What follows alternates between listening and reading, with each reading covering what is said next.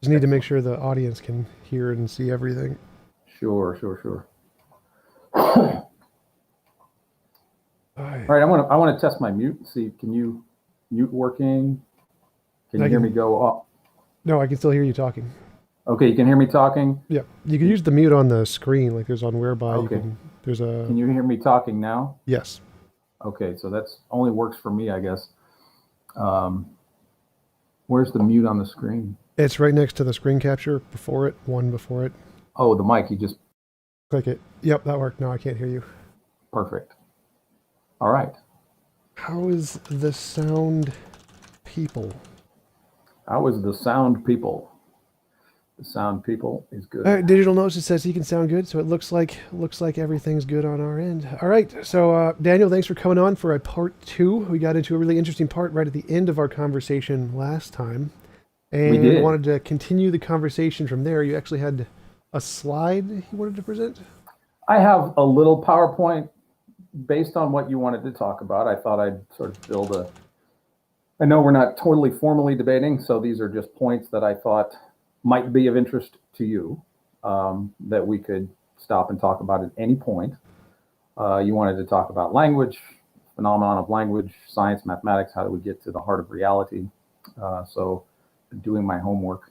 I don't expect we're going to come to any kind of concord. Maybe we will. We'll find some things that we might agree upon. But stop me at any time. I just have these slides made. I thought it would be a fun visual for the audience instead of just looking at my face. We might have some PowerPoint slides because as you know, Tom, if it's on YouTube and a PowerPoint, you're doing all right. So it must be true, or at least it looks like it might be true anyway. So yeah, I'll share my screen and we'll go from there. Okay. All right. All right, now I'm going into screen share mode. Screen share. And can you see me? Nope, I can just see. Oh, there you go. There it is. All right, there it is. Now, everybody can see that? Can your audience see that? We good? Yes. Okay. All right, science, knowledge, in the universe. You think that's kind of what we were going to talk about? It's kind of broad topics, but that's kind of what you wanted to talk about. Remind me again so that maybe I can flip through this better. What particular just remind everybody what else we thought we wanted to talk about or we ended on last time. Last time it was the philosophy of science and what came before the universe, what created the universe. Those are the two things we were talking about. And I was saying there were naturalistic explanations, which are better than theistic explanations, and it can all be Right. explained naturally. Anything the supernatural can explain, the unknown natural can also explain. Okay. So stop me at any time. I'll blaze through this as fast as I can, and you can stop and we can talk about anything. I've got plenty of slides and stuff to flip through. So here we go. Science, knowledge, in the universe. Here are my premises. My thesis is universe exists. I think that is. I think we'll agree on that, right? Can we agree right off the bat? I don't know. I don't know. We could be in the brain in a vat. Who knows? All right. Well, we can start there. We exist and are knowers who use language. I think that is follows what you say that I am. I think, therefore I am. Something that you had said last time we chatted. So Yep. I'm kind of going on that. We exist and are knowers. It means we can know things and we use language. We know the universe through observation and linguistic expressions. And what I mean by that is mathematics or general common everyday language, whether you speak Spanish, English, French, or German. We use language to express ourselves. Klingon. What's that? Klingon. I speak Klingon. Klingon. Oh, Klingon. Do you really? No, no. Is that like a Tolkien's language? Is that like an Elven language? Wow, you don't know what Klingon is. Wow, that's Well, like I do, minus but 10 points. oh my goodness. I didn't know if it had the depth of creativity that Tolkien went with his language. I'm Does not it? sure if Star Trek languages are as in depth. I think they are. I'm pretty sure they are. They have their own semantics. Because I know Star Trek was only on TV for like what, 2 years on NBC or something. So I wonder if Roddenberry actually went into the grammatical aspects of Klingon. That'd be interesting to follow up. Another show. Okay, so premise 4: we understand the universe to have mathematical properties. This is where I was getting some clarification from people last night. We understand the universe to have mathematical properties a logical language. Mathematical properties, language, and logic are signs of intelligence, and therefore my conclusion is that it is reasonable to conclude that human beings, language, logic, and the universe are best explained as the creation of an intelligent agent God, the Logos. So those are my premises. Would you like to chew on these, or do you want me to expand before we go on? Sure. Premise 4, it has mathematical properties. Math, as far as I understand it, it doesn't exist anywhere in the universe. Math just describes things in the universe. It's a language exactly like English made up by humans to describe things. There isn't anything in the universe that's inherently mathematic. So what about our mathematical expressions? Are they not in the cosmos, would you say? No, they just describe things in the cosmos. For example, like the golden ratio of the Fibonacci sequence that describes spirals, like that isn't actually in a galaxy or a spiral of a flower anywhere. It's just using the math to describe the patterns. The pattern exists. There's that physical relationship between the objects, and then we're using the math. We made up the math to describe that pattern. So where does mathematics exist for you? It's a language exactly like English, no different. So it does it have an existence? Just in our heads is imaginary language. So for you, to get your position correct, for you, we have created mathematics language from scratch, from our own intellect. Yep, that I believe is the consensus in pretty much every field. I remember I was watching. Okay, I just want to make sure I got your premise. Sure, gotcha. Okay, so I represented it correctly, right? I think so, yeah. Okay, mathematics and language are something that inherently we created. We didn't discover anything. We just made it up. Yep. Gotcha. All right. So we'll mosey on here. This is from John Polkinghorpe, who's an Anglican priest and a quantum physicist.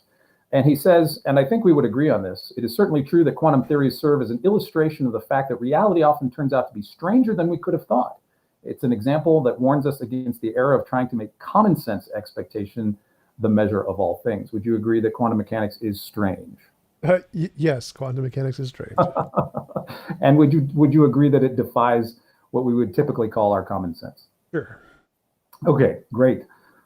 This is from Michael Polanyi, who was a polymath. He was a smart guy. He was a chemist, but he was a writer and somewhat of a philosopher.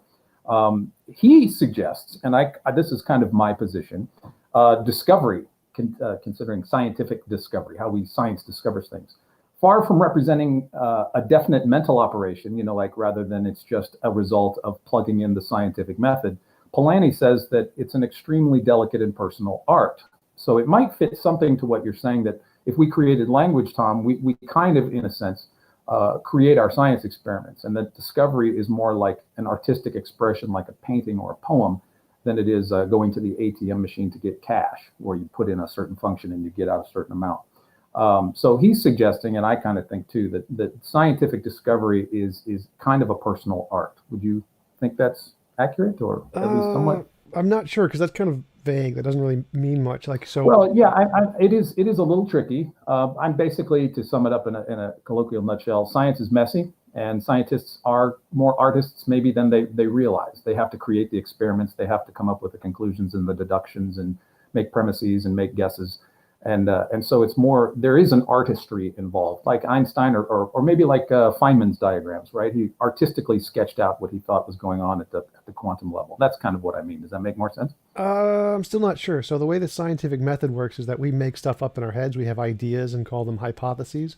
And then if we want to know if those hypotheses correspond to reality, we need to make novel testable predictions about what's going to happen in the future.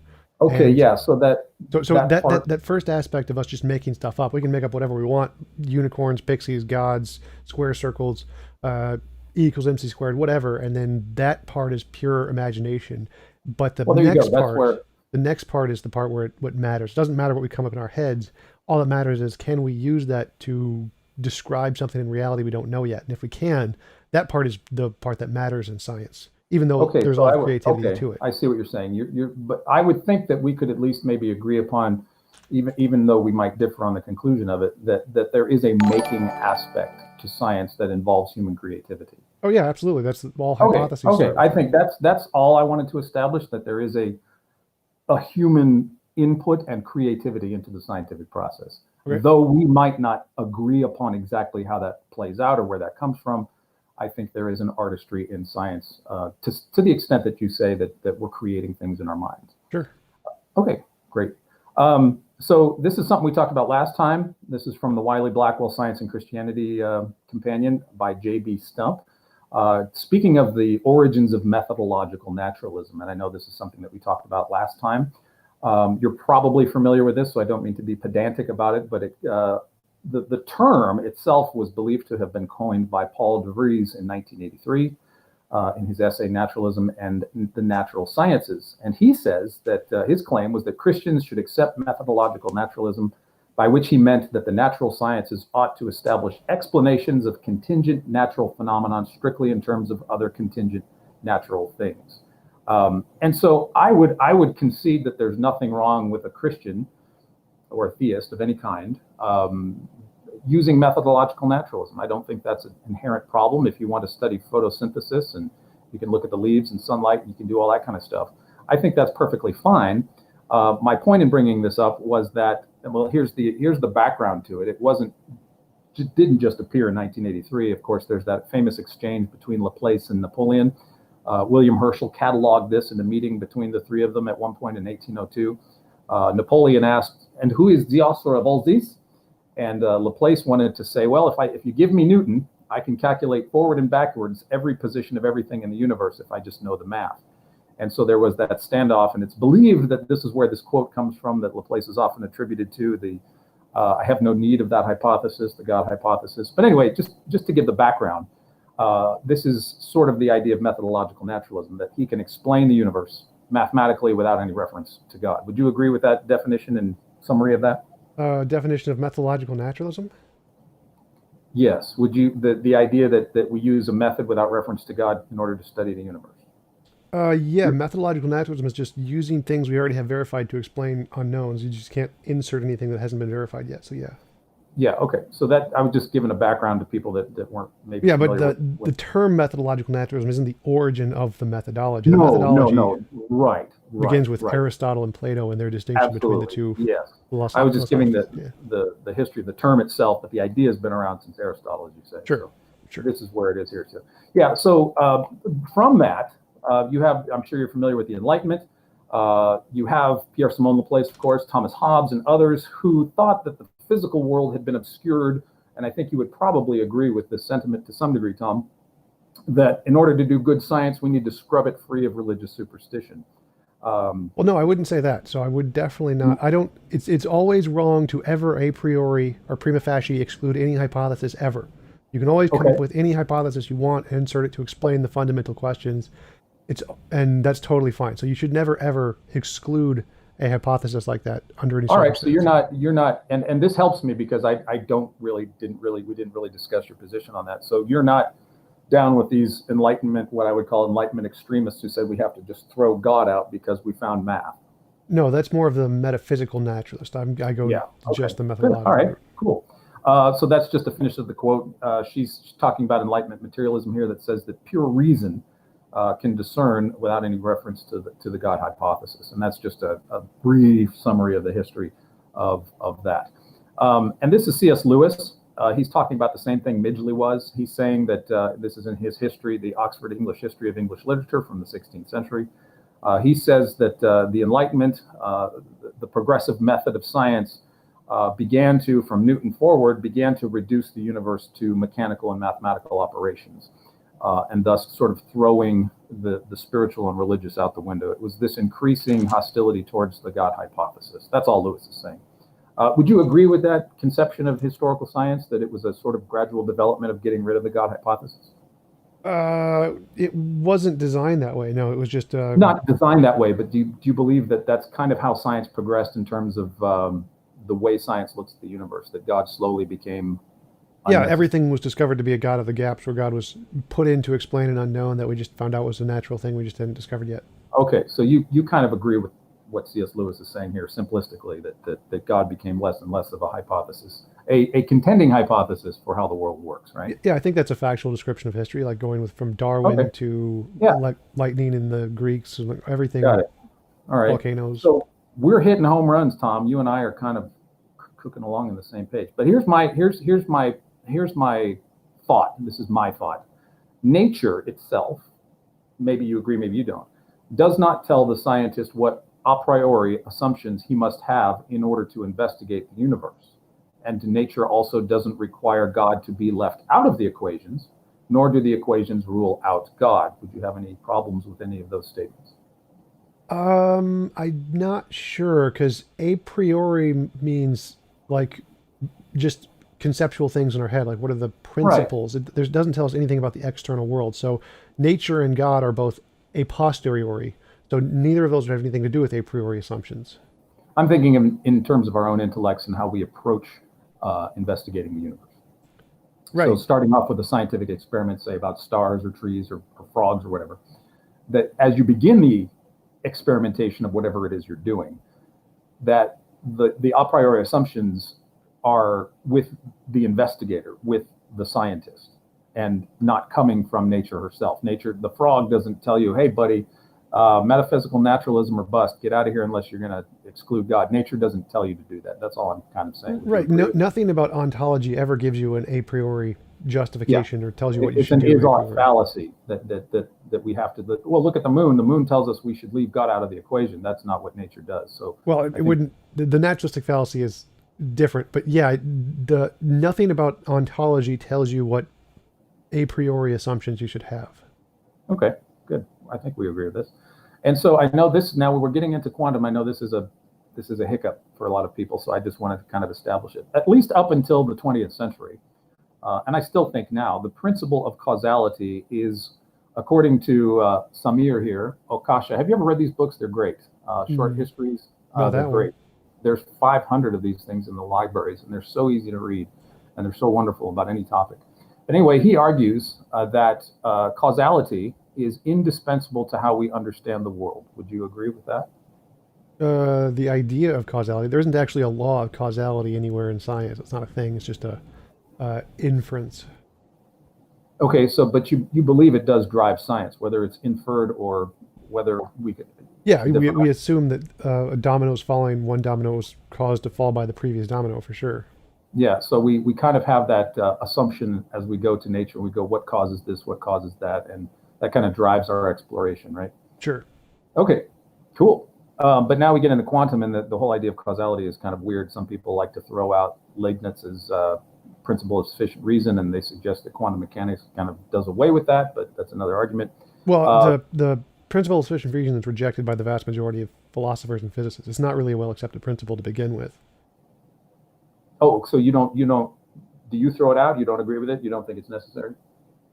It's not. It's kind of like just causation. It's not a thing. It doesn't say that everything that it's not relevant because it doesn't give a criterion for what the stopping point is. It's no one in philosophy really uses it because it's just begging the question to special plead for one particular thing that doesn't fall into the causation tree, which is the part that they reject. Like everyone accepts there is causation, but there's Hmm. no accepted stopping point for that causation, which is where the principle of sufficient reason tries to smuggle in a god, and so that's why it's rejected. So you are, I think you mentioned this last time we talked, that you're comfortable with infinities then, in terms of an infinite regress of causation. Yeah, there's no logical contradiction with the past infinite regress. So, I mean, I'm okay with infinites or self causation, causa sui, or brute facts and necessary truths, which are the same thing. So, any of those three, which is just the foundation of Agrippa's trilemma, is the three ways we have to justify knowledge. Either any one of Okay. those can potentially work. I'm sure most of your audience knows. Could you just briefly, what is the Agrippa's trilemma? Agrippa's trilemma is the fact that any kind of grounds of knowledge is either going to rest on one of three legs. One is circular reasoning, causa sui. The other one is a brute fact called foundationalism, where it's just something that's necessarily true, like a necessary truth is also a kind of brute fact. Or infinite regress, where there's a thing before a thing before a thing ad Hmm. infinitum. Those are the only three possibilities of how we know to ground knowledge, and it applies to absolutely everything. And where are you on that continuum? You're with the infinite? I don't have a position. Like any one of them is fine for me. Like if we have a brute fact, which is just like an undiscovered law of nature, that's perfectly fine. Or if we have an infinite regressive things, like infinite regressive universes, and we call that set of things the brute fact, then that's fine too. So you can have an infinite Okay. regress and a brute fact at the same time. So but you can just combine them in a bunch of different ways to get different combinations of things. Okay. All right. So that I'm clear now on what you're thinking there. This is a great book. George Cam, I think it's Cam or Cham, and Daniel Whiteson. This is something that I thought was interesting. Of course, they're not coming at the universe from a theistic perspective, but I thought this idea of what they said about causality was really kind of interesting. It says the question of why the universe is causal is very difficult to discuss, not to mention answer in a satisfactory way. They say causality is built so deeply into our pattern, sorry, no N there, of thinking that we can't just step outside of it and consider a universe without it. They say that it's possibly a question beyond the power of science to answer this idea of causality. Would you say yes or no on that? What do you think? It's a pseudo problem. Like causality is a feature of the universe. It's like things bump into things. If there's no causality, essentially every particle would be independent of every other particle, and so it would just be irrelevant. I mean, it's definitely possible to imagine a world universe without causality, but Okay, I so mean, Hume specifically did it. He rejected causality entirely and said every possible particle just interacts on its right. own. So that's not necessarily true. Causality as a principle in the universe is just a pseudo problem. It's a label we give to a phenomenon we observe, but just trying to define that label as some existing thing in and of itself doesn't make any sense. So you think there is causality as a phenomenon, but you don't think it's a law, based on what you said earlier, correct? Yeah, it's just the fact that some things interact with other things. It's not like But there's not like a you wouldn't universal. classify that as a law, this interaction of things. No, because not everything interacts with everything. Like neutrinos can pass through planets no problem. It's like some things interact with other things. It's just a feature of the fact that they share some kind of underlying physical like shape. Like they all interact with energy and matter, so all energy and matter can interact with itself. It's just a property of energy and matter. It's not causation. It's just energy and matter and time and space and how they interact with one another. So it's not So an independent kind of a law unto itself. It's just parts do of. you agree with these guys that the idea of causality is more philosophical than a scientific question, that it Yeah. transcends science? Transcend isn't a Or real property, but yeah, it's not outside of a. the It's not a. outside of domain of physical science? Yeah, it's a philosophical concept. Okay. So Okay. All right. Yeah, I would say so too. I think it is something that beyond science itself in terms of an empirical methodological approach to the universe. Um, this is a great book. It's short, easy to read. Werner Heisenberg won the Nobel Prize in 1932 for his. He's the founding father of quantum mechanics. You might say Niels Bohr was along with him for that ride, but he got his prize in 1933. It was awarded to him officially in 1932. And I wanted to see what you thought of this. He says that speaking of quantum and what they discovered in the early 20th century, he says we have to remember that what we observe in the universe, in the physical world, is not nature itself, but our nature exposed to our method of questioning. What do you think of that? we yeah, for sure. I mean, we can't see nature in and of itself. It's just our hypotheses. And So there is an experiential sort of, I guess, for lack of a better word, a personal filter or interaction. In other words, we as observers and interpreters um, are understanding the universe through our interpretation and through our filter. So you come up with an interpretation of quantum mechanics, and then you sort of derive conclusions from that. What's going on? What's happening here? But oh no, I wouldn't agree with that. I'd say you're going backwards. I say we start with our filters and then we make hypotheses and then we test to see if those hypotheses correspond to reality. So we start with the imaginary stuff to begin with, which you can make up whatever imaginary hypothesis you want, but then you have to demonstrate it corresponds to reality. And that part isn't made up. That's the part that's not up to us. That's the part that's independent of our worldviews. It has nothing to do with our worldviews at all. So the first part of making up hypotheses is completely up to our presuppositions. You can presuppose whatever you want, come up with whatever ideas you want, but that next part of where we demonstrate that it corresponds to reality, that part has nothing to do with our presuppositions or our worldviews. It's independent of them. okay, okay, but you do agree there's a personal element in the exploration of the physical world to some extent, where we are interpreters. There's no way around that, right? That our personal experience does add something to the way in which we understand the universe. Would you agree with that? I think we do. I think we're saying the same thing, that our personal filters, interpretive filters, do affect how we view the universe. I think we agree. They affect how we come to hypotheses. So what I'm concerned with is that it doesn't matter what presuppositions you have as long as you can demonstrate it in reality. So if you think there's a a square circle that exists, and you could say, well, if there's a square circle, I can predict X, Y, and Z, and all of those things happen regularly at a testable prediction rate. Well, then square circles exist.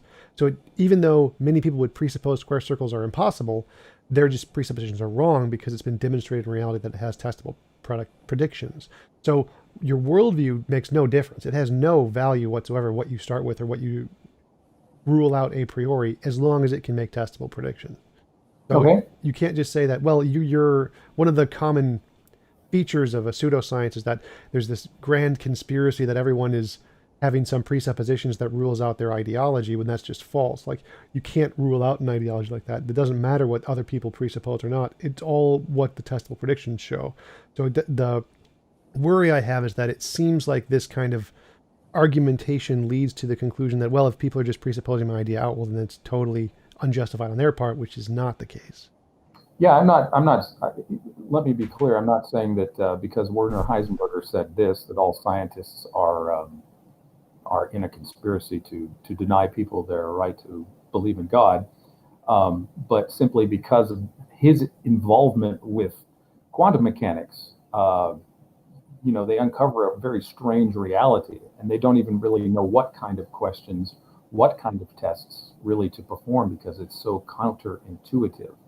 And so his whole idea in the book is, well, what tools do we build? What methods do we approach this with? How do we extract and understand and test something that is so counterintuitive to a classical understanding physically of the universe? And so I think we agree in that there is a personal aspect to our study of nature. And I think I understand. Let me make sure I understand you.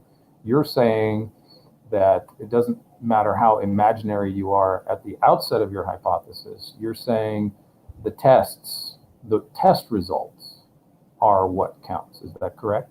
Yeah, there's no imaginary interpretation to the test results. Those are just facts. You don't get. Okay. It doesn't matter what your worldview is. You can show Okay. if I drop a rock on my foot, it's gonna hurt. Doesn't matter what my presuppositions are. Sure. Do you think, and this is just a personal question for you, do you think that interpreting the results, that there's also a sort of a leeway of interpretation about how we can interpret, like inflationary theory with Alan Guth? There's a lot of variations on that theme of inflationary theory. So it's not exactly testable. It's more, I'm not saying it's wrong. I'm just saying that seems to be a realm of scientific exploration, that it's not exactly testable, though it does seem to fit a lot of the data. Well, no, that is testable. Like, that made testable predictions about certain kinds of perturbations in the cosmic microwave background, which were confirmed. So it made a testable prediction, and it's correct. Okay, well, that's one that I certainly agree with the Kobe and the Wilkinson microwave background radiation antenna findings. They were both independent, done differently, different satellites, different technologies, same basic results. Well, no, I'm not specifically talking about the CMB. I'm saying that Guth's early universe inflation made predictions about what would be seen on the CMB, and when they looked, they found that those predictions were correct, which is why. Sure. And so even though there might be many interpretations of what early universe inflation might have been, or different alternative theories, that one made testable predictions where the others didn't, and it got it right, which means it wins.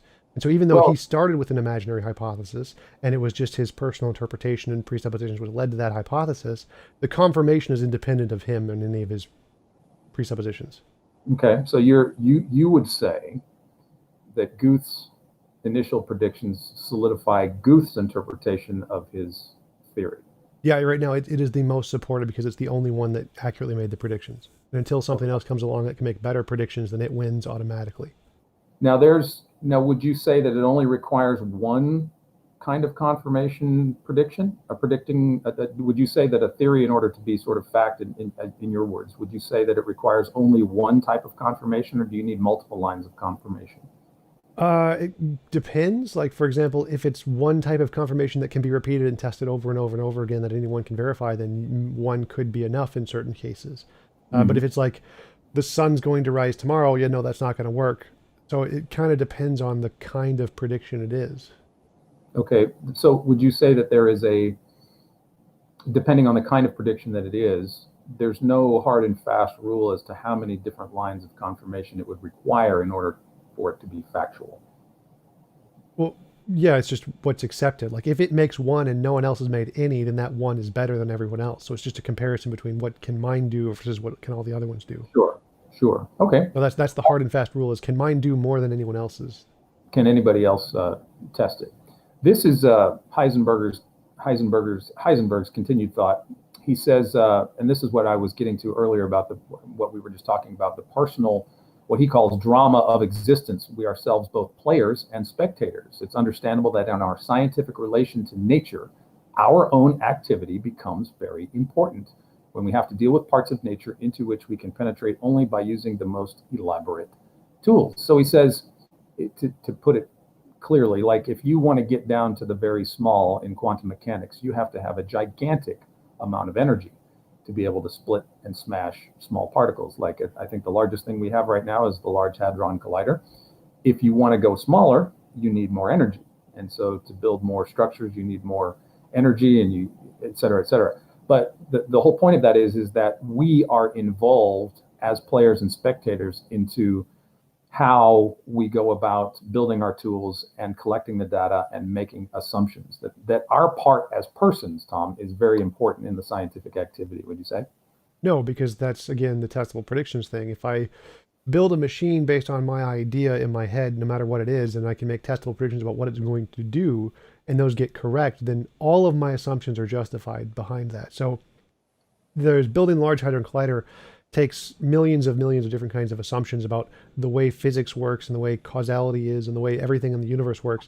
But if we can do that and get the results we expect or predict in the future that we don't know yet, then all of those assumptions are justified. So it doesn't make a difference, even though we're using our imagination and our personal beliefs to come up with the machines.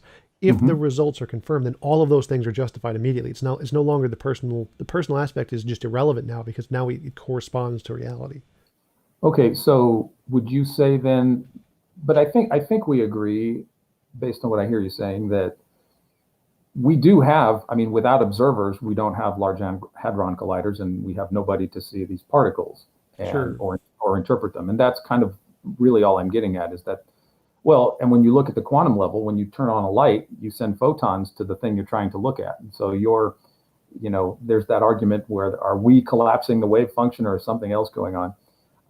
But I think it was Heisenberg's idea that the physicist impacts the tests he does, especially at the subatomic level, and especially when you're dealing with photons and things at the very small. Your observation does seem to not create reality, but impact or affect it. Would you agree with that? No, the consensus in physics is that the observation is done by a measurement tool. It has nothing to do with the observer, like a person Well, observer. we build the observational tools on our assumptions. That's what I'm saying. Sure, but So if they make testable results, they're confirmed by reality, and our assumptions are done. It's just this is reality now. yeah, but our creativity, and so it took a lot of creativity, ingenuity, and of course science to come up with the Sure, LHC. sure. And But once it's confirmed in reality, then all that creativity is just irrelevant. It's just reality. well, I don't think, I think that's where we would disagree. I don't think that our creativity is irrelevant. It seems to be parallel in some way to the fabric of space-time, to be able to have our creativity sort of resonate in a testable way with the universe. That's what I think is remarkable. Well, that's the art we don't like. All of our ideas don't. It just happens to be that some of them can, which is why we believe those some that can actually do it, because most of them can't. Like I can imagine there's a monster in the closet. When I look, there's no monster. So my idea did not correspond to reality. Most scientific theories fail those tests. It's Mm. only the really good ones that can show it, which is why once they can be shown to correspond to reality, then all of the assumptions don't matter, all of the creativity doesn't matter, all of the human ideas don't matter anymore. That's now just reality, because reality is what matters. So even though Well, there's an aspect of creativity and imagination in humans coming up with hypotheses, once those hypotheses are confirmed, then all that subjectivity is out the window. This is now objective science.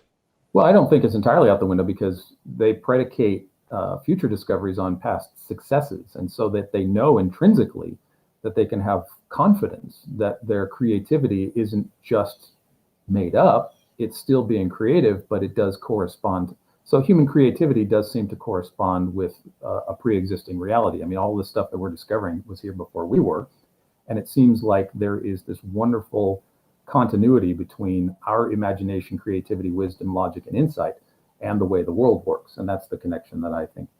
Do you agree with that? Do you think? That No, there's because again, our ideas just go everywhere. They're just random, kind of like evolution, where we just random mutations in every direction. Some of them work, some of them don't. And the ones that correspond to reality are then objective truths, and our subjectivity is gone. There's no longer any subjectivity there. It's just this is an objective truth. And we use those objective truth facts of that we have confirmed in the past to make more predictions about what other objective truths will be. But all of that, the subjectivity is gone from all of that. It's just here's the stuff we've demonstrated objectively, and we can only use this objectively demonstrated stuff to make more future predictions. No, I understand what you're saying. The hypothesis becomes an accepted scientific fact, and it's no longer sort of I wonder if this is true, or wonder if this is true. Is that correct? Is that what you're saying? Yeah, yeah. Subjectivity is gone once it's been demonstrated. Okay. But I think what I'm saying is that the creative aspect of Einstein going, I wonder if space and time are like a carpet. And then he writes an equation out, and then they test it. And Eddington goes to Africa and tests the eclipse and sees the star light move. That for me, it's a wonder that our hunches, if you will, before they're confirmed fact, if you will, like a general relativity, that our hunches actually are in accordance with reality before they're tested. That we have this hunch that this might be true. We find out it's true. That's a remarkable thing, don't you think? I'm not sure what you mean because people like it's if I make a guess, like what is the number you're thinking of, and I just guess a million numbers and one of them right, it's not remarkable. It's just that was just probabilistically what's going to happen. And that's what science is that there's lots of people making lots of different hypotheses, like phlogiston or the Ptolemy's geocentrism, and they're just wrong. There's millions and millions of hypotheses that are wrong. Every scientist has their own pet theory about what the way the universe works, and they're all wrong. The fact that some of them get it right isn't like spectacular, it's just probability. But the fact that I think this is where we kind of maybe disagree, that the fact that our creativity, ingenuity, intellect can actually get something right in accordance with the universe suggests, like the analogy you just used between you guessing a number that I'm thinking in my head. You can do that. We can do that because I'm an intelligent agent and so are you. And so the ramification for me as a theist would be that the universe has this predictability within it, though we might be far from the mark in understanding it, that we can nonetheless make these predictions. And that predictability, that regularity of the cosmos and the physical world itself is really a striking thing, I think.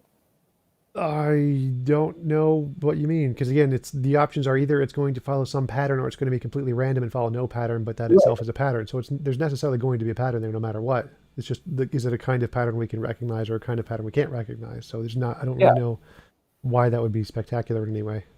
Well, that if the order, regularity, knowability, intelligibility of the cosmos, the physical universe, the physical world, has this element of stability, predictability, regularity, knowability that enables us and allows us and affords us the ability to even make hypotheses. That's what I'm finding to be. Yeah, but why is this in any way spectacular? Like there's only two options. Either the universe is going to follow a pattern or it's going to be completely and entirely random, which is also going to be a pattern. So the fact that it's of the first kind rather than the latter kind doesn't seem to be a surprise at all. I mean, it seems like it's more likely to be the case than just absolute randomness, because to have something be absolutely random, there has to be some kind of underlying something there causing it to be random instead of following a pattern. Like Newton's law of motion, anything in motion will remain in motion Yeah. until acted So upon you, by like what, as opposed to just making an alternative where anything in motion will just start suddenly randomly change directions at all. Like there's nothing spectacular there. It's just there are two options. It's either random or determined, and so it's you're saying underlying. So for your position would be, you think whether it's chaos or some sort of pattern, that there's something underlying either option. Is that correct? well, no. So in the case of a determined object, like you poke it and it just goes, and it's going to Mhm. remain in motion until acted upon by another force. Whereas if there's a randomness factor to it, that means it has to go, and then something has to act on it to change it, and then something has to act on it to change it again, and then something has to act on it to change it again. So given the comparison between the two, the object just going straight forever is a simpler theory. So it is a simpler hypothesis to say that things are going to follow a consistent pattern rather than there's going to be some randomness factor where things are randomly changing all the time. It's more likely that things are going to follow a pattern than things are not. Okay. This would be, from a theistic perspective, this would be my argument based on what we just talked about. The nature of the cosmos directs our, and you can tell me what you think about this, of course. The nature of the cosmos directs our linguistic expressions, our language, our math, the speech that we use, the writing that we use, in a precise and particular direction. It seems then that our language is like a key, and the cosmos filled with doors in which our keys surprisingly fit. In other words, to say it in a different way, that it seems like when we study the universe, as you were saying about making hypotheses and making tests, that the universe keeps giving us answers that guide and direct our language in a certain precise direction. Would you agree? Sort of. Like the it's the same thing as evolution. Like some things, our language goes in every possible direction. It's only that some of them work and give us survival and some of them don't and we die. So it's not like the universe is giving us answers in any way. It's just that some of them work and some of them don't. Like 1 + 1 Okay, equals so the 7 doesn't work, so we don't use it. Not because the universe is telling us this. This is not nothing spectacular. It's just that conception of language just doesn't work. Or saying that F equals ma times 4, well, that conception of math does not correspond to reality. The universe isn't telling us this. This is just this one does describe reality, this one doesn't. okay, but I think if I'm hearing you correctly, we kind of agree on the fact that there's something about the structure and the nature of the universe. I don't want to say force, but guides us and our knowledge and our language and our expressions in a particular direction, one way rather than another. Yeah, we die if we get it wrong. We live if we get it right. Kind of, yeah, right, exactly. Yeah. Okay, so I think we agree at that. There's a directional flow in the universe that kind of forces, I say force, and it's a bad word maybe, that just sort of guides and directs our hypotheses, our conclusions, the way we test things. If we're gonna function properly and really know the universe or reality, if you want to call it that, the tests that we do give us the answers and the direction that we need to go to ask the next questions. I think we agree. Sure, I guess so. Yeah. Okay. Now here's a question. I don't know if you've ever read Paul Feyerabend. I never know if I'm pronouncing his name right. This comes from Firebend. Feyerabend. This comes from his book, The Tyranny of Science. He's talking about, and I want to get your perspective on this more than I'm saying something. I'm really interested to hear what you say. He's talking about I think it's I don't know if it's Kobe or when was Wilkinson? Wilkinson came after Kobe or Kobe first? I think it was Kobe first. So he's talking about the Kobe. He's talking about the findings of the Kobe satellite in the cosmic microwave background radiation, because this came out in the 90s, early 2000s. He's talking about two things: suffering, basically, and scientific discovery. So he's taking the wonderful discovery of the confirmation of the knots in the cosmic microwave background radiation, very exciting discovery. But also at the same time going on, there's this riot in Los Angeles that has the whole city in a flame, the Rodney King riots in 1992, I believe.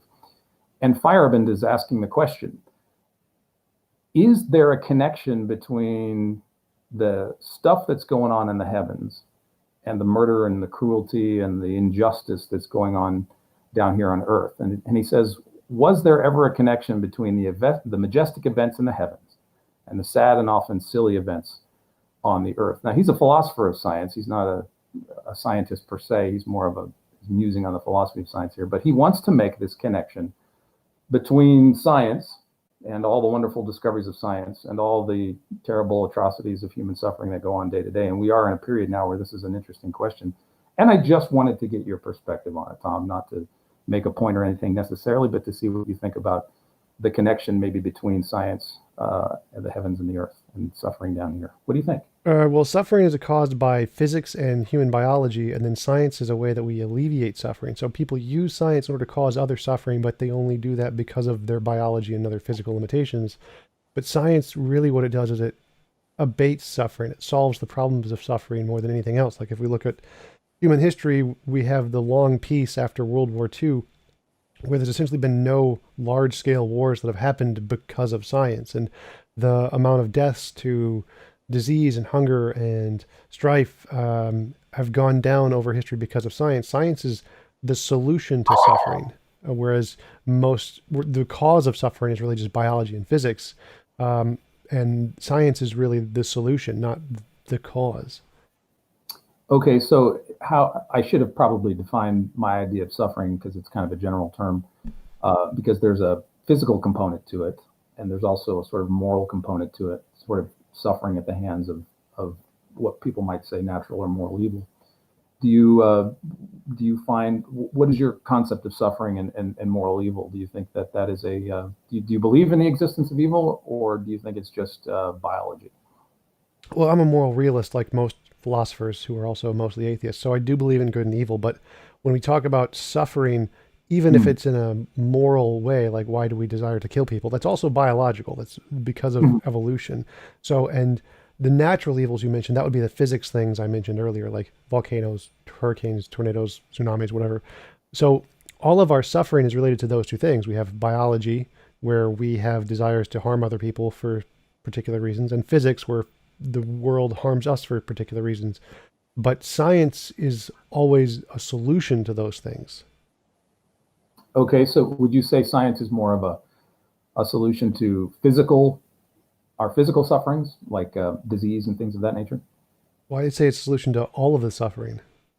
So how do you see it providing a solution to sadness or sorrow or grief or loss? How does a scientist, or how do you perceive science dealing with, funerals and loss and death and grief and Well, that's depression? kind of the field of psychology and neurology and all of those things we are specifically working on, which have had pretty big impacts on trying to solve those things. I mean, once we understand how the brain works, we can actually solve those things. Once we can understand what a particular person's emotional needs are and what can give those emotional needs, and if we have the resources to be able to accomplish that, we can give them what they need to feel better. So yeah, we can definitely solve that with science. That is one of the goals. Okay, so you think that suffering is solvable through science, is that correct? Yes. Okay, all right.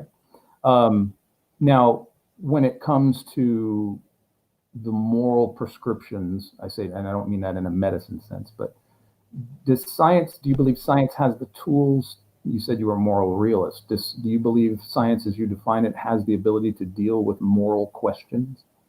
Yes. How so? I'm a moral naturalist. So if you just go to the Stanford Encyclopedia of Philosophy for Moral Naturalism, they say that morality is a field of inquiry that should be studied like any other scientific field. So it's no different than anything else. We just have hypotheses. We see patterns in the world, just like we see patterns of numbers, and we see patterns of morality, like killing someone or whatever. And then we can describe those patterns with like a language system, which is like a model of morality. And then we can use that language system to make predictions and try and use it to guide us in a better realization of that system. Does so? Do you believe science has the ability to prescribe, and I mean to tell people what is morally right and morally wrong? Yes. How so? You think that it actually can prescribe what you should do, morally speaking, or what you should refrain from? That it has a sort of moral code? Science is a way to discover the moral code. So I believe there is a moral code, and science can discover the moral code. Science doesn't like inherently have a moral code, just like science doesn't inherently tell us what the universe is like. So, but we can use science to come up with what the moral code is, and then use that moral code to try and make the world as best as possible to instantiate that moral code. We can Okay, discover the moral code and then use science to accomplish the moral code. your position is science is a tool for discovery, not a prescriber of moral code. It discovers the moral code. It does not tell you what it is. It just tells you it discovered it. Here's what we discovered. Those are the same thing. So if it tells you what the moral code is, then that's discovering the moral code. Those are the same So, thing. do you believe science has discovered a moral code? I believe it is capable of discovering the moral code. I don't think we've discovered it yet. It's just one of the unknown, unsolved problems in science right now.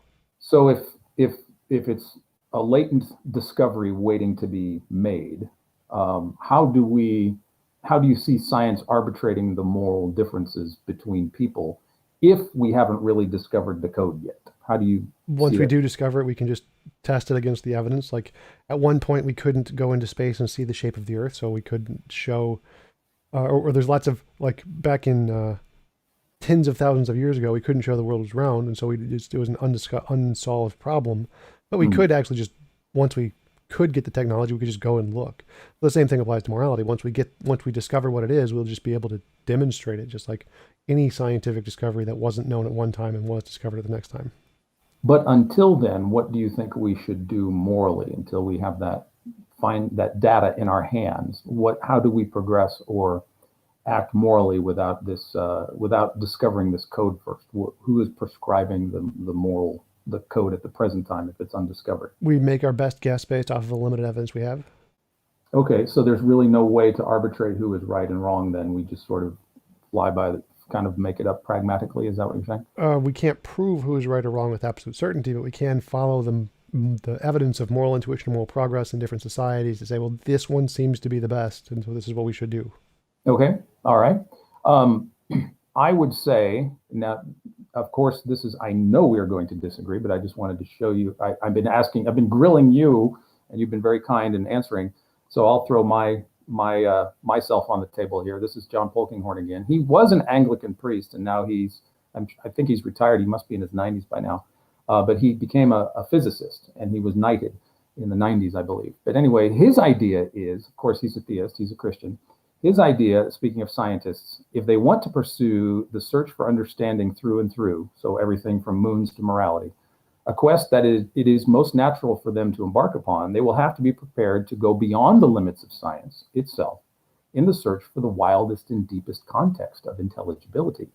And Polkinghorne says that I think that this further quest, if openly pursued, will take the inquirer in the direction of religious belief. It is a search for the Logos. What do you think of John's thoughts there, Tom? It's an argument from ignorance. So he's saying science can't do this. It's impossible for science to do this on its own. Well, he doesn't know everything about science, so how does he come to that conclusion? It's just an argument from ignorance. Do you Incredulity, know? incredulity, my bad. Okay. Do you know? You're familiar with the concept of the Logos, right? The way it's used in the Bible isn't the word.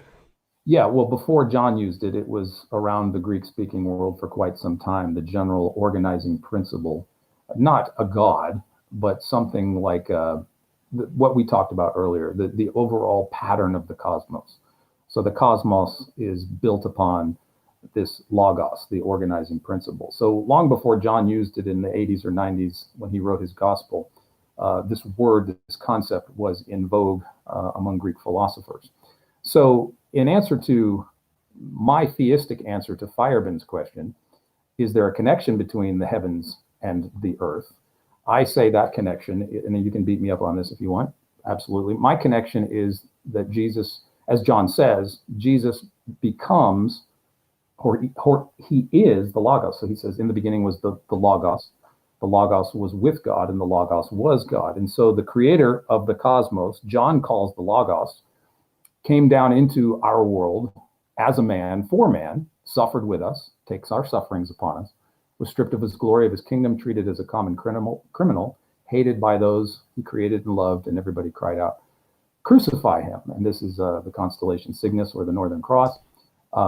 And so that's where I think the connection is, that the one who created the cosmos comes down into our sufferings. The Logos, from Logos, we get the word logic. And from Christ, I believe, everything flows. Truth, beauty, love, everything comes from, I don't believe in Platonic realms. I think everything that mathematics, truth, language, beauty, all comes out of the Logos, who is God. So I know that's the theistic position, but I just wanted to sort of articulate that. Because Sure, but that's a nice hypothesis, and like I said before, you can come up with any hypothesis you want, round squares, Sure. magic pixies, whatever, but unless you can demonstrate it with a testable prediction, then it's just an imaginary hypothesis, and you haven't presented a way to differentiate your imaginary hypothesis from all the other imaginary hypotheses. So we get into the realm, I think, of and of course a lot of science is this way, but historical things that are beyond the realm of empirical, verifiable testing. Well, I don't know of anything historical that is beyond the realm of empirical How would you testing. test whether or not an event occurred in the past? The same way you do in physics. So, for example, you say, how did the Big Bang happen? Well, we can't actually look at the Big Bang. We just say, well, if the Big Bang has these expected results, we test for the expected results, we find the results, like, oh, okay, the Big Bang happened. Or same with evolution. Like if we say evolution happened, I'll be able to find this particular fossil of Tiktaalik at this particular geological scale, and then we discover like, oh, yep, it was there, so evolution happens. So everything in history is empirically testable. So, for example, if I said last week I saw a dog, we can say, oh, do dogs exist? We can go look, oh, there's a dog. I just empirically verified dogs exist. And there's lots of past evidence of dogs existing. So the statement, I saw a dog, every aspect of that statement is empirically verifiable in general. You don't have to verify that exact event to have evidence of the event, empirical evidence of the event. You just have to verify each aspect of the event. So if Okay. a historical event happened, as long as everything in that event is empirically verifiable indirectly, it's still empirically testable. Okay. So if, let's say, just postulating for the argument, if Jesus was God and did walk the earth 2,000 years ago, what would be the hypothesis, or what would you expect to be true now from that? Well, that's too vague. Like you'd have to say, well, did he do specific things? Like, did he do miracles? Like, if miracles Yeah. existed, then you could say, oh, well, we should see miracles today. Like, can I pray to Jesus and get a cup to turn from water to wine or whatever? Like, oh, that doesn't work for some reason. Or so if we could verify miracles today and we saw miracles happening all the time today, then it would be reasonable to infer the accounts of miracles in the past were true. So just like if I said I saw a dog, we see dogs today, therefore it's reasonable to infer my claim about the dogs is true. The same thing would apply to miracles. Like if we had like lots of examples of miracles happening today, like I pray for something that happens, amputees limbs regrow or whatever, then it would be reasonable to infer the same kinds of things happened in the past. And so those accounts of miracles would be reasonable to believe from the Bible. But specifically, though, so why would you, I say you, or just in a general sense, I don't mean you particularly, but why would we, or should we expect that we would do miracles? You would see the same kind of miracles today as Jesus did 2,000 years ago. Why would, if people could perform them all the time, would they really be miraculous? Well, the miracle just means it's like explained by I pray to being X to do Y and Y happens. So that the miracle thing is just the supernatural causation aspect of it occurring because I prayed to some other being or did some kind of ritual or whatever. It's the expectation doesn't matter. It's more like, is there empirical verification the thing is not imaginary? You need some methodology to differentiate imagination from reality. And if you don't have that, then you have no way to show it's not imaginary.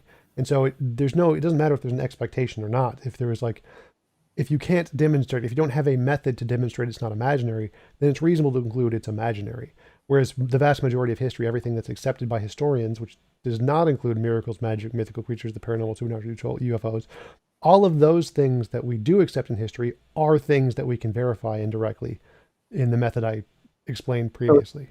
it seems to be, if we're going to test a historical hypothesis, from what you're telling me, it seems to be that you would need a priori, you would need some sort of concept about the nature of God and what he does in order to verify or falsify uh, ideas about his existence 2,000 years ago. You would need some kind of concept or a series of characteristics about God and his action in the world in order to know today what his actions would look like, correct? Well, you do. I don't. Like, if you have a hypothesis of the way God is, and you would want to make it reasonable to believe in this God, then you would need to come up with something about His nature that would have testable results, and then we could test it. But I don't need anything. You're the one proposing the hypothesis needs that, but I don't. Why would you have a preconception that we should sort of that God's nature would be subjected to methodological naturalism? It doesn't, that's not a assumption. It's just you need some way to differentiate between imagination and reality. Therefore, you need to be able to come up with a way that your hypothesis can make a demonstrable impact in the world that we can test. Otherwise, there is no way to differentiate imagination from reality, and we're reasonable to conclude it's just imaginary. So this isn't like I'm not assuming what God's nature would be. I'm saying that for any hypothesis ever under anyone, no matter what, you need some way to differentiate, is it imaginary, one of the infinitely many imaginary things we can come up with, or is it a real one? And the way we do that is through like testable predictions. Now, whether or not your hypothesis is testable or not is up to you. Like you can make it testable or not.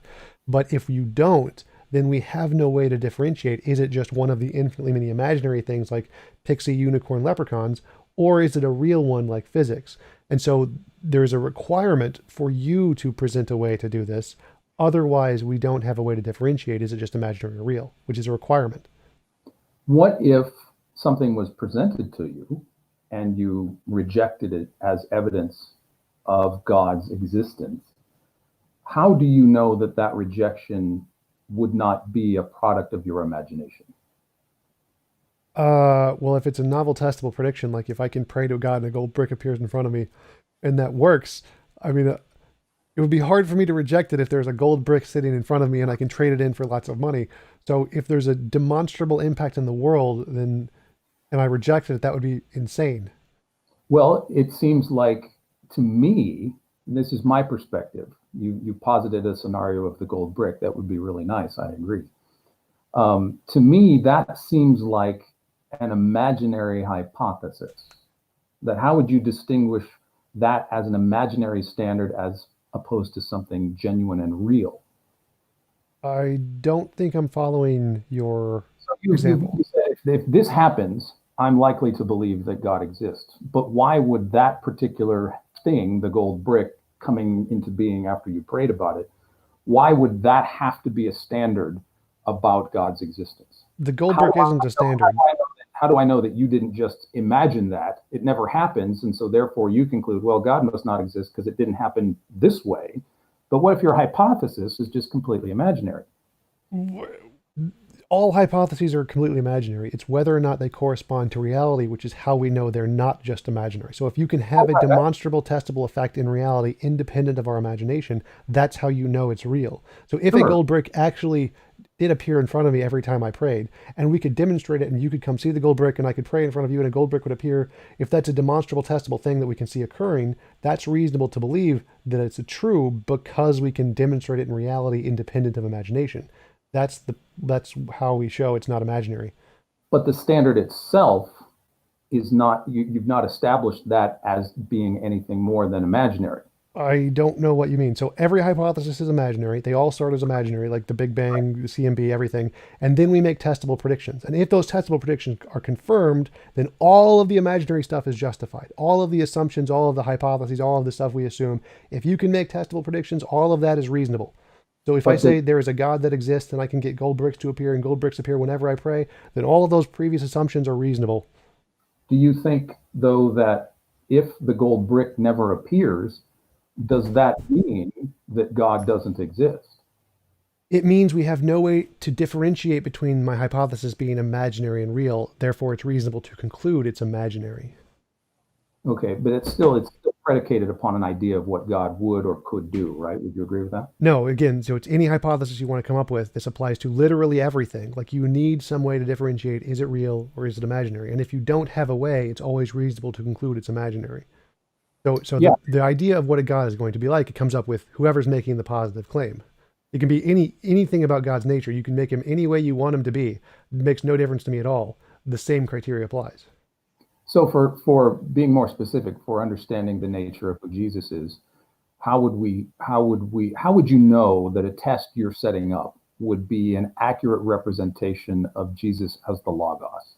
If it And worked, so what do you mean by worked? if it How would you know? successfully made testable predictions that we could verify. Yeah, but what exactly would we be testing that would point us exactly back to Jesus? How would we know that? It depends on what your idea of Jesus. I think Jesus doesn't exist, so I don't think there would be any. But if Oh, you don't think Jesus exists. I mean, as a God, he was a human being. Okay. So like, I believe Jesus existed. I think he existed as a human being. That's perfectly fine. We can verify human beings exist all the time. So there's no problem in accepting that Jesus existed. That's accepted as a testable prediction that we grant. Jesus existed as a human being. Okay, that's a good question. How do you know he existed as a human being? We could just go with that. What's the testable prediction that you make in regards to knowing that this man Jesus, let's just say he's a man for now. How do you know that he existed? Same way we Testable. know, like if I said I saw a dog and we can verify that dogs exist, then it's reasonable to conclude my statement I saw a dog is reasonable. So people claim that Jesus existed. There's this guy named Jesus and he lived at this time period with these other people, blah, blah, blah. And we can verify lots of humans, lots of things in the time period. Here's some archaeological evidence that corresponds to it. There's lots of ways to confirm that that's true. All of it, all of the natural aspects of the New Testament have a decent historical basis. Okay, so there's textual reason to accept textual reliability in terms of who Jesus was. Would you say? There's empirical verification of all the aspects. Yes. Okay. So, but you deny, so the texts establish his humanity, but you would deny the parts, especially John's gospel, where he says where it's clear that Jesus is being written of as God in the flesh. How would you know that that's not true? Again, it's you need some way to differentiate, is this property imaginary or real? And if this property of supernatural abilities, miracles and stuff was real, we should be able to demonstrate it today or whatever.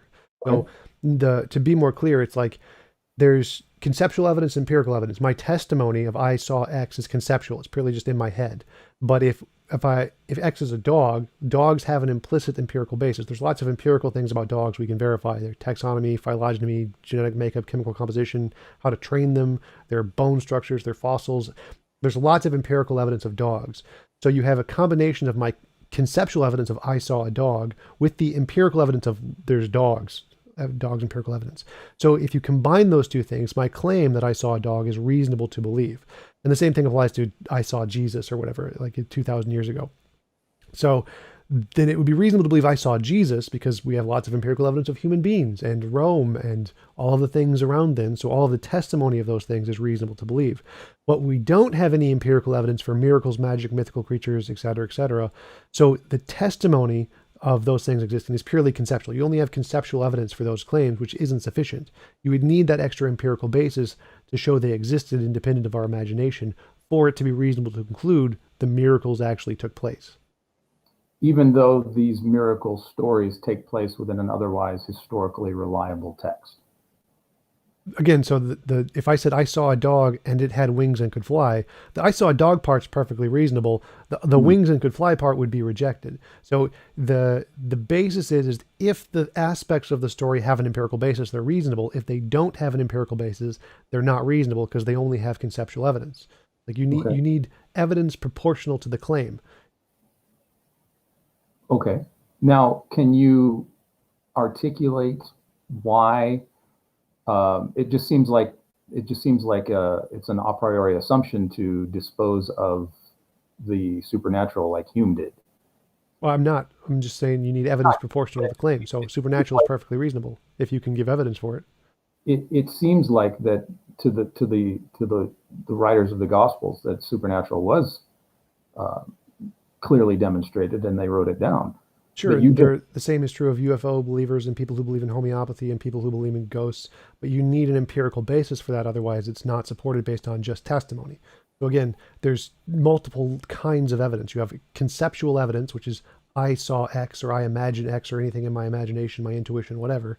And then there's empirical evidence, which is where we can verify that that thing is true independent of my mind. So the conceptual testimony of the gospel saying we saw miracles or we believe in miracles is only their imagination. And then you would also need this second kind of evidence that can verify it exists in reality independent of imagination.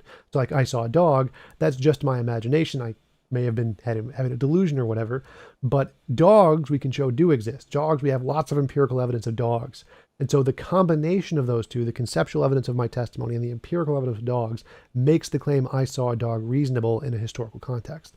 But if it lacks either of those two things, then you can't use that as a basis. Like, for example, if there was no conceptual evidence, if no one made a testimony that they saw a dog, then you couldn't conclude there was a dog there. Like, no one in Jesus' time said they saw a dog, so you couldn't say there was a dog there that just no one said anything about. Or if it lacks the empirical basis, I saw a unicorn and there's no empirical evidence of unicorns, you couldn't conclude there was a unicorn based on a historical basis. You need both the conceptual testimony and the empirical basis of the thing you're claiming exists for it to be reasonable.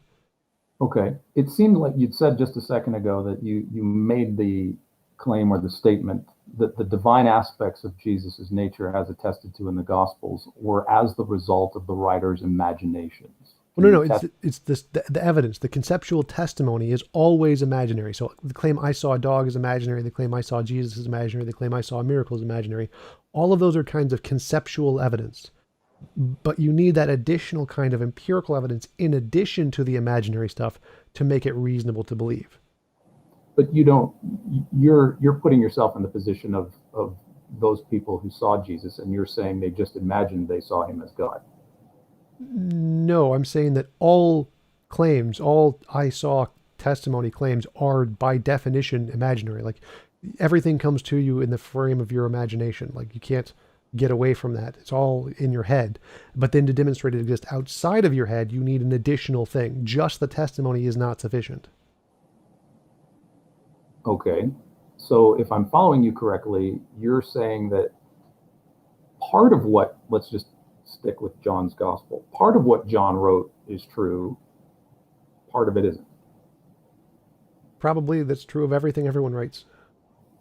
So your line of demarcation seems to be that if it's supernatural, by default, No, no. it's So again, it's if you are making a claim about something occurring, you need both conceptual evidence of your testimony and the empirical evidence. If you do not have both of those, then it is unreasonable to believe. I didn't say anything about the supernatural. The supernatural is just a kind of thing we know that doesn't have empirical evidence at this time. It could in the future. Like if we discovered miracles in the future, then it would be reasonable to infer they happened in the past. But right now, we don't have that. So the line of demarcation is you need both the conceptual testimony and an empirical basis for it to be reasonable. what do you think of Thomas's confession that unless I see the nail marks, I will not believe? And then Jesus says, put your hand and finger here. What do you think of that? Did Thomas get his empirical evidence? Sure, that should possibly count for if I was him. Okay, so it's a matter of, I think he's hit it there. I think if I was him, so it seems, is it difficult to believe because of what is being claimed, or is it difficult to believe because it's 2,000 years ago, or do you think that the story of Thomas was fabricated? How do you approach that particular text? Because we're talking about the resurrection at this point, and so you're saying that so we have Thomas doesn't believe, he hasn't seen Jesus, he doesn't believe, and then he sees him, and then he believes it. So is that does that count, or did you have to? In other words, do you or do we have to kind of be there to verify that? How do you extract that using your methodology and assumptions there? Well, again, it's the exact same as people who claim that UFOs exist and homeopathy exists and prayer works. They have a personal experience, which may or may not be true. We can't verify it. We weren't there. And if it was true, like for example, if I prayed over someone and it regrowed an arm, amputee's arm, I would be reasonable to believe that whatever I was praying to actually exists if that occurred, regardless of whether or not anybody else can verify it. But no one else would be reasonable to believe it unless they could also verify it, unless they also saw the empirical evidence, the verification of it being true. So it seems like it's what you're saying. It's predicated upon each individual to see it for themselves. No, it's predicated on the empirical basis. So, for example, we're reasonable to believe in physics even if we don't see it ourselves because there's an empirical basis there that has been reliably verified by the experts in the field that could be demonstrated as existing in history. You don't individually need to see it, but it does need to have a confirmable basis. The first way, the least evidence required is for you to verify it yourself. Like, for example, if I saw a limb being regrown in front of me for my prayer, that would be good enough for me. I would be justified in coming to that conclusion. No one else would. So for someone else to be justified in concluding, well, then you need to have that a repeatable process that can be demonstrated in a testable way. Then other people would be able to confirm. Right? There's an epistemic trust that, hey, Tom's a good guy. I believe him. No, I don't want to go anywhere down that route. Science is objective. It is objectively verifiable. It is not about trust. There's no trust there at all. It's just science is objectively verifiable. Oh, I think. So trusting is gone. There's no trust here at all. It's just I can verify it personally. Like if I saw a limb being regrown, that's justifiable for me, but it wouldn't be justifiable for anybody else. No one else, no matter how much you trusted me, should ever believe that under any circumstance because there is no empirical basis for anyone else. So you need to provide the external empirical basis objectively for everyone else. This is a testable, verifiable process that can be demonstrated in a lab under certain conditions that can be repeated. Those kinds of things are what an empirical basis requires. There's no trust isn't a thing there. Well, but you don't, I mean, we don't really function like that in terms of knowledge. So it seems what you're saying, and tell me if I'm wrong, it seems like what you're saying is that in order for something to be true, objectively, we need empirical evidence. Is that correct? No, it's for empirical claims require empirical evidence. If you're saying something happened in the world independent of your imagination, you need a kind of evidence that can show it's not just in your imagination. Empirical evidence is what does that. I guess my question is who determines if that criteria has been satisfied? If it occurs in the world independent of our imagination. But no one does. It's just, is it actually existing in the world? That's what does. How would you know the exchange between Thomas and Jesus didn't happen as is recorded. That's a burden of proof fallacy. I don't need to. All you need to support the evidence that actually did. That's Okay, the difficulty. we have the cumulative case of history, gospels, the church tradition, the disciples seeing Okay, Jesus. but all that's just the conceptual evidence thing. You don't have the empirical basis there. That's the part that needs to be demonstrated. But we have demonstrated through the testimony of the reliability of the gospels. Testimony is immediately conceptual, so that can't be an empirical basis. I'm sorry, you cut out. Testimony is what? Conceptual. Testimony is just the conceptual part. So that doesn't qualify as an empirical basis. That's just the testimony. That's just the conceptual part. So you can't provide an empirical basis in history.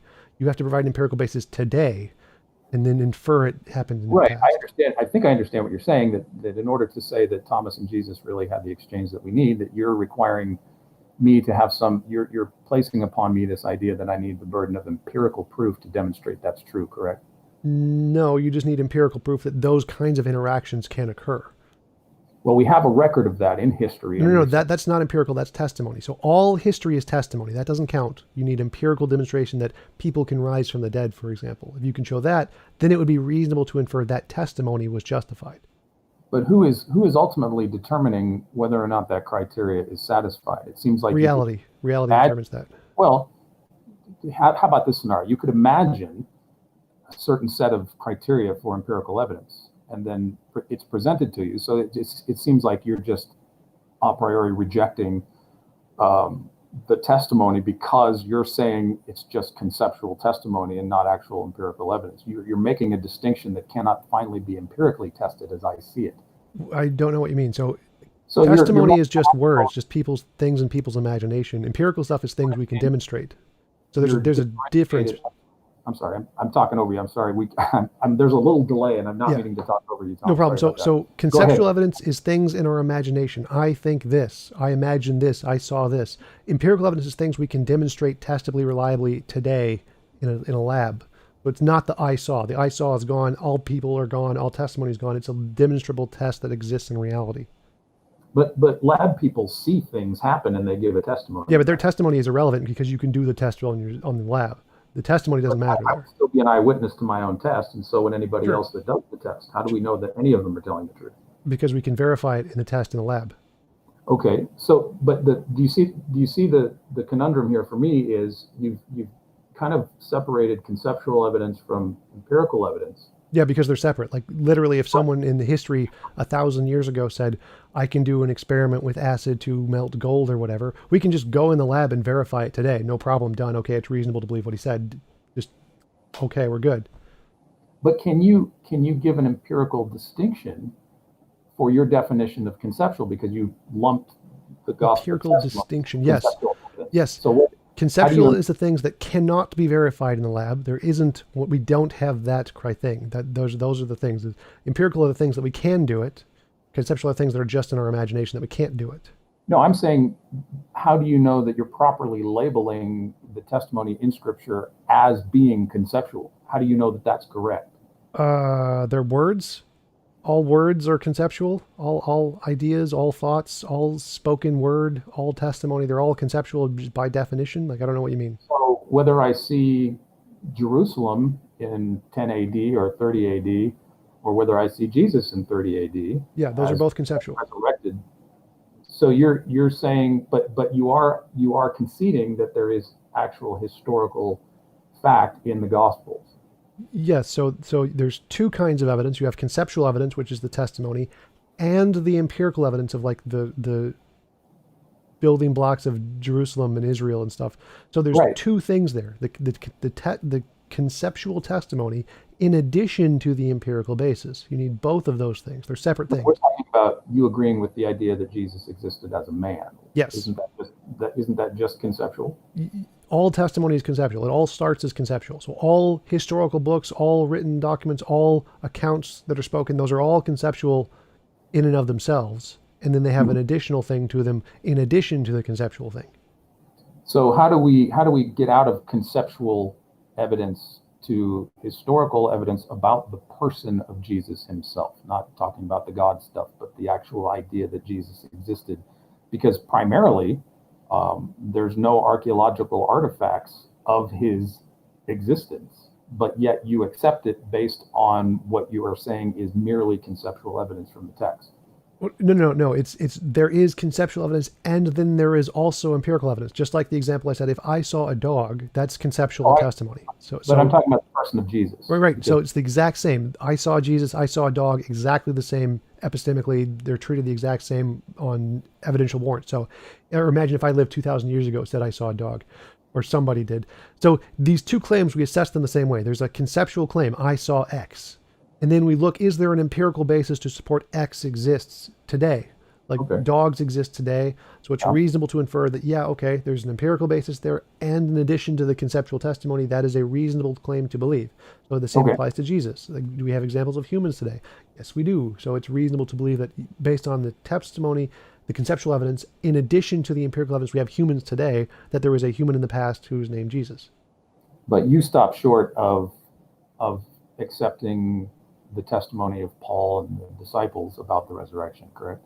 Again, so testimony cannot work for empirical evidence or for empirical claims. So testimony is only good to justify conceptual claims. So I am imagining a unicorn, perfectly reasonable. I claim a unicorn exists. No, you can't justify that. So again, the criterion here is that you need, for historical claims to be reasonable to believe, you need both the conceptual testimony and an empirical basis. The testimony of the Paul and all the disciples is just testimony. That isn't good enough. So you need the testimony plus the empirical basis. Like if I said I saw a dog, we have the testimony of the gospel guy who saw a dog, plus the empirical evidence today, independent of the document, that shows dogs exist. So Okay. just the document, nothing in the document can ever be evidence of miracles or dogs. Nothing. What- You need the what would- document plus the empirical evidence today. What would be, in a nutshell, if you want to share, what would be your take on how Christianity got started? If, say, Jesus didn't resurrect, or we can't test that, what do you think is the historical bedrock of how Christianity began in the first century? Same way every religion began.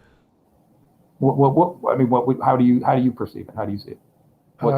People like to or- believe stuff that makes them feel good, and they said something that made them feel good, and so it got adopted as a belief system. And can you test that? Yes, we see that happening all the time today. No, with Christianity specifically. No, can you don't need, test again, so the your testing, the empirical evidence does not need to be with the specific example. So when I said I saw a dog, I didn't show any empirical evidence of that particular dog. I just showed empirical evidence of the class of things called dogs. So Mhm. I can empirically demonstrate this phenomenon of people believing things that make them feel good occurs. So it's reasonable to infer that phenomenon occurred in the past in the case of Jesus. Well, it might be a reasonable inference, but if we're talking about empirical evidence, That is empirical evidence is inference, so that those are the same thing. but inference seems to be what you're referring to as conceptual. I'm inferring something. I'm conceiving something. No. So we take the combination of the two. Like I saw a dog. We have the testimony of the dog in the historical document. That does not prove dogs exist. That's not evidence of dogs. That's nothing. That's just someone imagined that they saw a dog. Then we show today we can scientifically demonstrate dogs exist, their taxonomy, phylogeny, genetic makeup, et cetera, et cetera. So we have those two combinations of things, and then we can make an inference from the empirical evidence of dogs back to the fact that they saw a dog. So we're going from the combination of the two. There is conceptual evidence and empirical evidence. Then we can infer that from the empirical evidence, the same empirical evidence could exist in the past. Well, an inference wouldn't be empirical evidence about how Christianity got started. Right. So again, the empirical evidence is only for the thing that exists today. So the empirical evidence is only for the dogs as a class. Then we infer they happened in the past. So the empirical basis exists in combination with the conceptual evidence. There's two things there. So your claim is that all religions start in this way, therefore it's reasonable to believe that Christianity started this way, and that's enough for you? Is that what you're saying? I don't want to that you're saying that I can do a comparative religion study and determine that all religions. Well, no, I didn't say anything about all religions. I just said there is a belief. Humans have a tendency to believe things that make them feel good, and they are false, even if they are false. So it is reasonable to infer the same methodology, which occurs all the time, everywhere, no matter what, in every society, could occur in the past. Those are the same thing. But that inference is nothing more than a hypothesis requiring to be tested. Would you agree? No. So No? again, it's like if I said what caused that hoof print in the snow, I can say it was a horse. That's reasonable to believe. I don't need to test it. It's just I have justification for that. That is a reasonable belief with no further justification. If I said it was a unicorn, that would not be reasonable to believe because you would need the empirical evidence of the unicorn as a backing to make that justified. So if I said what caused Christianity in the past, it's the exact same as what caused the hoof print. If I say it was a tendency for humans to believe things that make them feel good, that's like the horse. We have lots of evidence of that, completely reasonable to believe that, needs no further justification. But if you say it was an actual resurrection of a miracle, well, now you need that empirical basis to show resurrections can occur, where I already have that for the belief systems that people just want to believe things. So my conclusion is already more justified and is already sufficiently justified. So to be clear, you think the resurrection story was created out of a desire of a certain group of people because it made them feel good. Is that correct? I'm not going anywhere that specifically. I'm just saying people believe things that make them feel good. But you're So there making was a the belief system that was started that made people feel good, and they adopted that belief system. So feeling good is your inference to how Christianity got started. Is that correct? People choose to believe things that make them feel good. Yes. Okay. So okay. All right. Let's let's get back to the universe, shall we? Sorry for that digression. No problem. Actually, yeah. can I go to the bathroom 1 second? Be right back. Sure. Is that okay to pause your show to do that? Yeah, you can just like sing, do a song and dance for people, just keep them entertained. We'll be good. People still watching me? Yeah. Hi, everybody. Welcome to the show. I'm Dan. I've taken over for Tom as he goes for a restroom break. I hope everybody's doing well. I can't see comments, unfortunately, so I'm kind of talking into the microphone and can't get any feedback. I hope you're well, and I hope you've been enjoying the conversation. Thank you for sticking with us for an hour and 20 minutes. Tom will be right back. We're in a little intermission right now. My name is Daniel Ray. I am co-author of The Story of the Cosmos, How the Heavens Declare the Glory of God. I work for Watchman Fellowship here in Arlington, Texas. It is a ministry dedicated to helping the church understand non-Christian ideas and world religions such as Islam, Jehovah's Witnesses, and Mormonism.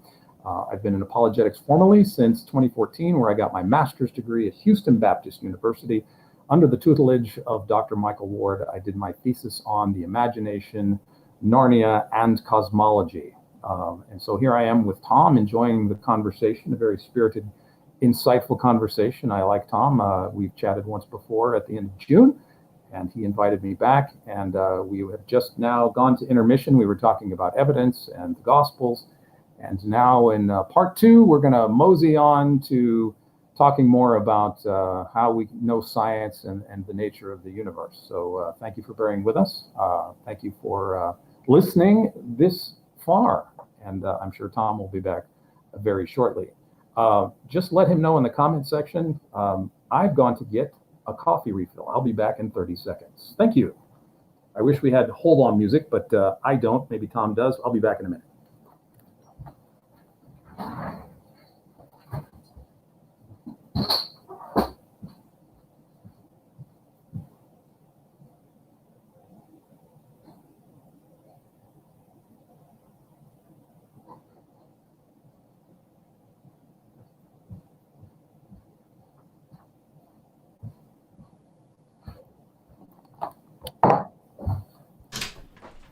Welcome back. I'm back.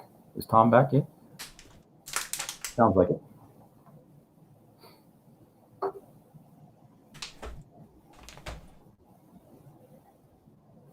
All right, I gave a brief bio to everybody. I hope they were mildly entertained by it. All right, I'm back. All right, so I went and refilled my coffee as well, so we had a little intermission. Yep.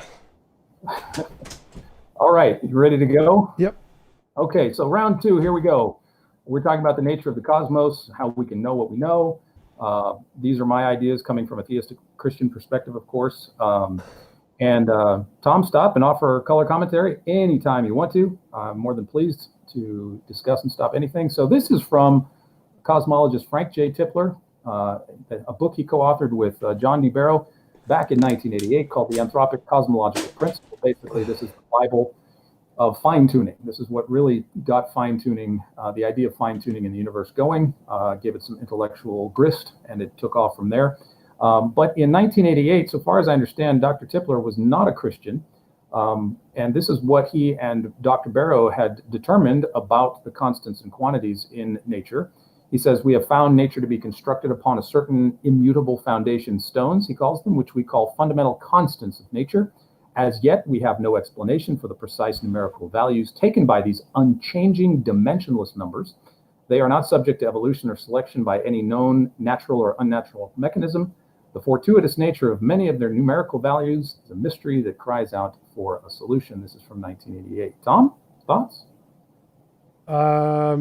Not really. I mean, like I agreed, we just haven't discovered what the fundamental constants, why they are the way they are. There's lots of different possibilities, though, so it's not really. And I understand you had a wonderful conversation with Dr. Barnes. Yep. Yeah, great guy. Dr. Barnes is the author of 2 books and a guest author in our book, which is in the middle there, Story of the Cosmos. Luke has a wonderful paper you can access there. I wish you could click on that link, but that's the link if you want to check out Luke's paper.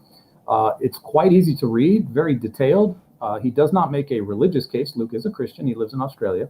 But his official paper there on archive.org is not coming at it from a Christian perspective. He's just looking at the science of fine-tuning. And so from his paper, this is just some of the foundation stones that Dr. Tipler was talking about. These are some of the constants and quantities that many of your listeners, or I'm sure you are familiar with, Tom, things that we have discovered in the universe. And these are pretty much widely accepted, with the idea that the Hubble constant always seems to change a little bit, the cosmological constant, the energy density of our universe, the speed of light, the gravitational constant. These are all things, the mass of the protons, et cetera, et cetera. These are all things that have been discovered that are pretty much beyond dispute in terms of the nature and the structure of our universe. Any thoughts or comments on these? Well, I just say that there's many different explanations for what caused them. Like, we don't have any verified explanation yet, but there's lots of possibilities, and there's many natural ones. Like, for example, I forget what it's called, not the theory of everything, but there's another one. The grand unification theory. Or the toe. Just think body parts. No, because there's the theory of everything, where one explains all of the different things of the universe. Then there's the grand unification theory. The grand unification theory shows that like the weakened electromagnetic force, when at high enough temperatures, actually converge to be the same force. And the grand unification theory shows that all of the fundamental forces will eventually converge at a high enough temperature to be the same force. And it's possible that the same principle could apply to all of the constants, and that they will all be unified or grounded in a specific law, one specific law that we just haven't discovered yet. So you and I think I am not a physicist. I do not have the mind of a Dr. Barnes. I just play with physics and enjoy the discussion about what I do understand. But I think, Tom, you and I are in concurrence about this data. There's really no question about this stuff. I mean, other than I don't understand all of it. These are fundamentally accepted by most physicists and cosmologists. Would you agree? I think we agree. Yeah. Yeah. Now, the Hubble constant changes. It seems to change a little bit. There's discussion about variations in the Hubble constant. But other than that, these are pretty much indisputed things. Now, these are just the scientists that Dr. Barnes cites. Again, this is in the study. You can look at the link there if you want to follow up. This is right off of the paper. These are the people. Now, Luke is not saying that all of these individuals accept the religious connotations of fine-tuning. He's just simply saying that as scientists, they agree that this data that I just showed is solid. I mean, there's no, you can, as Tom has been saying, you can perform experiments independently in other labs, wherever you are, in Sweden or Spain or Brazil. You can do these experiments to get these values, and you will always get them. And so that's not in dispute, and that's all I have that up there. Would you agree, Tom? Yeah, except you can't do it in America, because America has Trump laws and they stifle scientists. But other than that, other than America, everywhere else you can do it. Well, now, Well, the idea, though, did you know there was going to be a sort of a Large Hadron Collider in Texas? Yep, and it was canceled. Yeah, I actually knew a guy who worked at the, I forget what it's called, but one of the facilities that was shut down, and was going to work there. So yeah, I know a physicist who was going to work there. Yeah, it's right up the road from where I'm at. Well, not right up the road, but yeah, the ditch is still there, as I understand it. So I don't know what's become of it, but anyway. There's consensus on this data. We're not saying anything controversial. This is widely accepted in science. Now, what is controversial is where these come from, and that's where we'll probably deliver. Now, I want to point this out about Dr. Tipler. Um, this is in 1994, about 6 years after. I don't know when he became a Christian, but this is in his book from 1994 where he talks about his conversion. He says, when I began my career as a cosmologist some 20 years ago, I was a convinced atheist. I never in my wildest dreams imagined that one day I would be writing a book purporting to show that the central claims of Judeo-Christian theology are in fact true, that these claims are straightforward deductions of the laws of physics as we now understand them. I have been forced into these conclusions by the inexorable logic of my own special branch of physics. What do you say about that, Tom? Special pleading because nothing in physics shows there's an absolute beginning. It just shows there's a beginning to the known stuff. So no physicist, as far as I know, the consensus is that it doesn't show what Christianity is asserting happened at all, unless you're just Yeah, ambiguating with the words. I would kind of agree that I would say, I would add my own thing here and say that I don't think that these numbers get you to Jesus exactly. Well, I But mean, just Genesis, like it doesn't support Genesis. That's the problem. It's like um, it's you have to ambiguate the meaning of what a beginning is and how exactly those things work together to try and make it fit the physics. Like it doesn't fit yeah, the I physics. don't think the physics gives you specifically Christian theology, but I think what he's expressing, I mean, I don't know, I've never interviewed Dr. Tipler, but I think what he's expressing is that this was the beginning of the way in which God led him. Ultimately, I think as a Christian, that God reveals himself to you at some point, but I think he used the constants and quantities of the universe to get Dr. Tipler's attention. I think that's what he's expressing, but If I remember correctly, I think he's specifically referring to the beginning of the universe and saying that that corresponds to Genesis 1, and I think that is a disputed, highly disputed assertion. I'm pretty sure that's what he's referring to.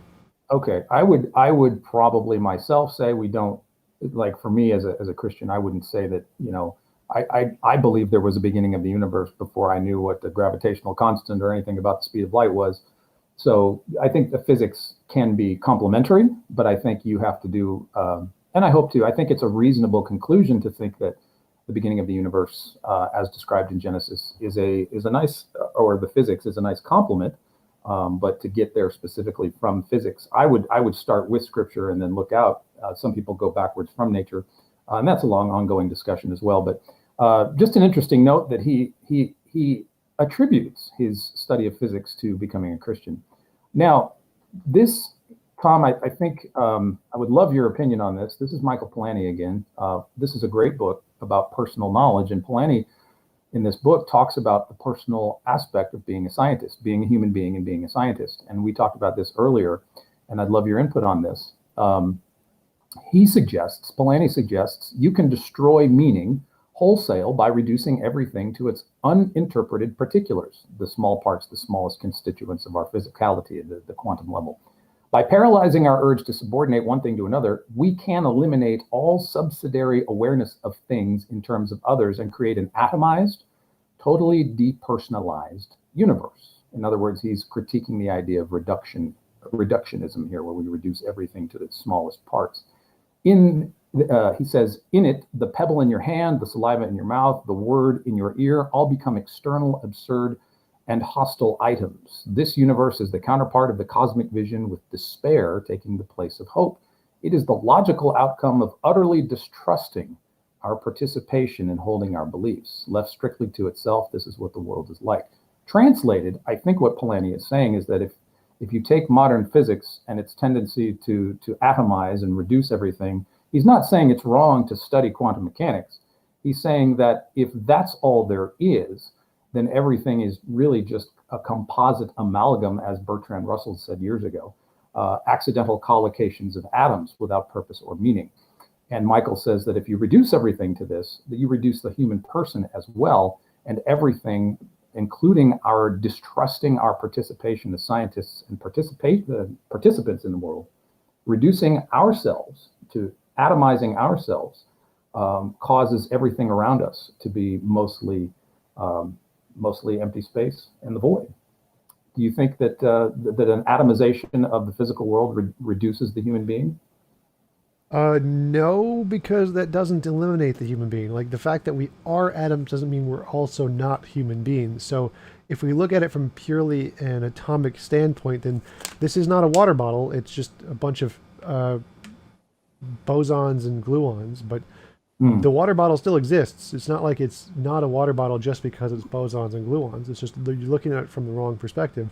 Um, Classes of things like meaning and value and purpose are only relevant on larger scales, like how water bottles are only relevant on larger scales. The fact that we're made of only those atoms doesn't make us add or take away anything. It's just the thing we're made of. If value is only relevant to higher macro scales, then the fact that micro scales don't have it is irrelevant to whether or not we have it at macro scale. So it doesn't eliminate value or anything. It just says it doesn't exist at that scale. Yeah, it's not a critique of what physics studies. I think he's critiquing the philosophical implications of discovering that we are. Right, that's the part I'm rejecting. So I'm saying even if we are nothing but bosons and gluons, that does Hmm. not add or take away any value because value is something that only exists on a macro scale. So even if it doesn't exist on a micro scale, just like water bottles don't exist on the gluon scale. There is no such thing as a water bottle if you're just looking at gluons and bosons. But if you Hmm. look at the macro level, there is still such a thing as a water bottle. It is still a discrete Hmm. individual collection of things that interacts with the world in a separate way. So value and morality and purpose can all exist on the macro scale regardless of what happens on the micro scale. So even if we do reduce to just gluons and bosons, that doesn't eliminate or change the value of what happens on the macro scale. Okay, I would conceptually, I would agree with you. Just because I know I'm made of atoms uh, doesn't take away my hope per se, but that does raise you do raise an interesting question. First of all, let me make sure I understand you. You're saying that the study of physics at the very small level, because it seems to be atomized in just quarks and gluons and all this stuff. You're saying just because that's true, it doesn't mean that on the bigger scale of our day-to-day interactions with one another, that life is meaningless. Is that correct? Sort of. So I'd say it's kind of like the law of gravity. Law of gravity is 40 orders of magnitude weaker than the law of the strong and weak forces. So it just Right. doesn't affect things on the small level. Like it has essentially no effect on most small things or no measurable effect. So I would say that morality and meaning could be like the same kind of a thing. It has no effect on gluons and bosons. Like they don't have any noticeable recognition of morality, but it Okay. does have an effect on the larger scales of macro human interactions. So the Hmm. fact that it doesn't exist on the gluons and bosons level, and that's all we're made of, no souls, just matter and motion, just gluons and bosons, does not detract from the fact that we can still have value and objective moral values and purposes, meaning on the macro scale. So the fact that something reduces to a smaller particle and that smaller particle doesn't have a particular property doesn't tell us anything about what properties the larger macro system can have, which is a composition division fallacy. Okay. Would you say then, moving out from the subatomic structure, that all of our concepts, ideas, meaning, purpose, um, all of those things that are integral to what it means to be human and alive, ultimately emanate from particles and forces? From what? Particles and forces, the lowest level of Yes, existence that we know yes. of. I'd say they are ultimately comprised of particles, just like the sun is ultimately comprised of particles, but the collection of things has a much different effect than just particles. So, for example, the sun has a much stronger gravitational effect than a particular hydrogen atom, even though the same physics that applies to the hydrogen atom also applies to the sun. So, Sure. it's just like I mentioned before, saying that none of the particulars has a property, therefore the whole cannot have a property, is a composition division fallacy. Like, for example, no brick has the property of being a wall, yet if you put enough bricks together, you can get a wall. So, even though no gluons or bosons has the property of meaning or purpose, if you put enough gluons and bosons together, you can get purpose and meaning. Or no gluon and boson has consciousness. If you put enough gluons and bosons together, you can get consciousness. There are higher order emergent properties that exist, even if they don't exist on the lower properties. The fact that we just all can be reduced to gluons and bosons doesn't in any way detract from those emergent properties existing. Okay. So my next question that follows right into my next question for you, or thought for you to comment upon. From a theistic perspective, I would say that perhaps in reducing everything to its smallest physical parts, including ourselves, we have defeated our ability to trust our reasoning about nature. What do you think? How? That doesn't make any sense. Okay, what is nonsensical about it for you? Origins don't matter. It's a genetic fallacy, like saying that we got our ideas from gluons and bosons or whatever doesn't make the ideas any more true or false or any more justified or unjustified. It's completely So irrelevant. about specifically being able to trust our reasoning about nature or our reasoning in general. Again, Because the origin of the trust or the knowledge is irrelevant. It's just a genetic fallacy. The origin of where they come from is doesn't make a difference. Like if I slipped and knocked my head on a table and came up with E equals mc squared, I'd still be right. The origin of the beliefs, whether they come from evolution or particles or a god, has no impact on their truth or not. so you say, let me steel man your argument here, that even though you're saying our origins are ultimately physical with quantum forces and particles, correct? That's you're attributing our origins to that. And you're saying that even if that's true, that gives us no grounds to distrust our cognitive faculties. Is that correct? Yeah, origins are irrelevant. It doesn't give us a way to trust or distrust. It's like if I shook a magic 8 ball and the magic 8 ball said E equals mc squared, it would still be right. The origins are irrelevant to the truth or justification of anything. It's genetic fallacy. So you believe that. Someone asked for the next slide. Oh, sorry. So this would be kind of what I was getting at. Are you familiar with Alvin Plantinga's argument against naturalism? Yep, the evolutionary argument against naturalism. EEAN. Yeah, the EAN. What do you think of that? Same thing. It's a genetic fallacy. It doesn't make a difference. The origin of the belief is irrelevant to the truth or justification of the belief. But what gives you the trust in your cognitive faculties then, from a naturalistic perspective? Justification comes from outside of the outside of the self. So, for example, if I have a seizure or something and have an idea pop into my head, now we know that seizures are not a reliable means to justify belief or to come to belief. But if the belief was E equals mc squared, and then I could use that belief and correspond to reality, and it works, makes novel testable predictions, then I'm justified in believing E equals mc squared, even though I know the origin of it is completely wrong. Like I shouldn't be getting beliefs from seizures and trusting those beliefs. But if it corresponds to reality, then I have a reason to trust it. So the origin of the belief is independent of its truth or justification. But if the origin of the belief is sans any, there's no conceptual idea about our evolutionary development of language. So Plantinga is saying that it's begging the question about why could you even trust it at all?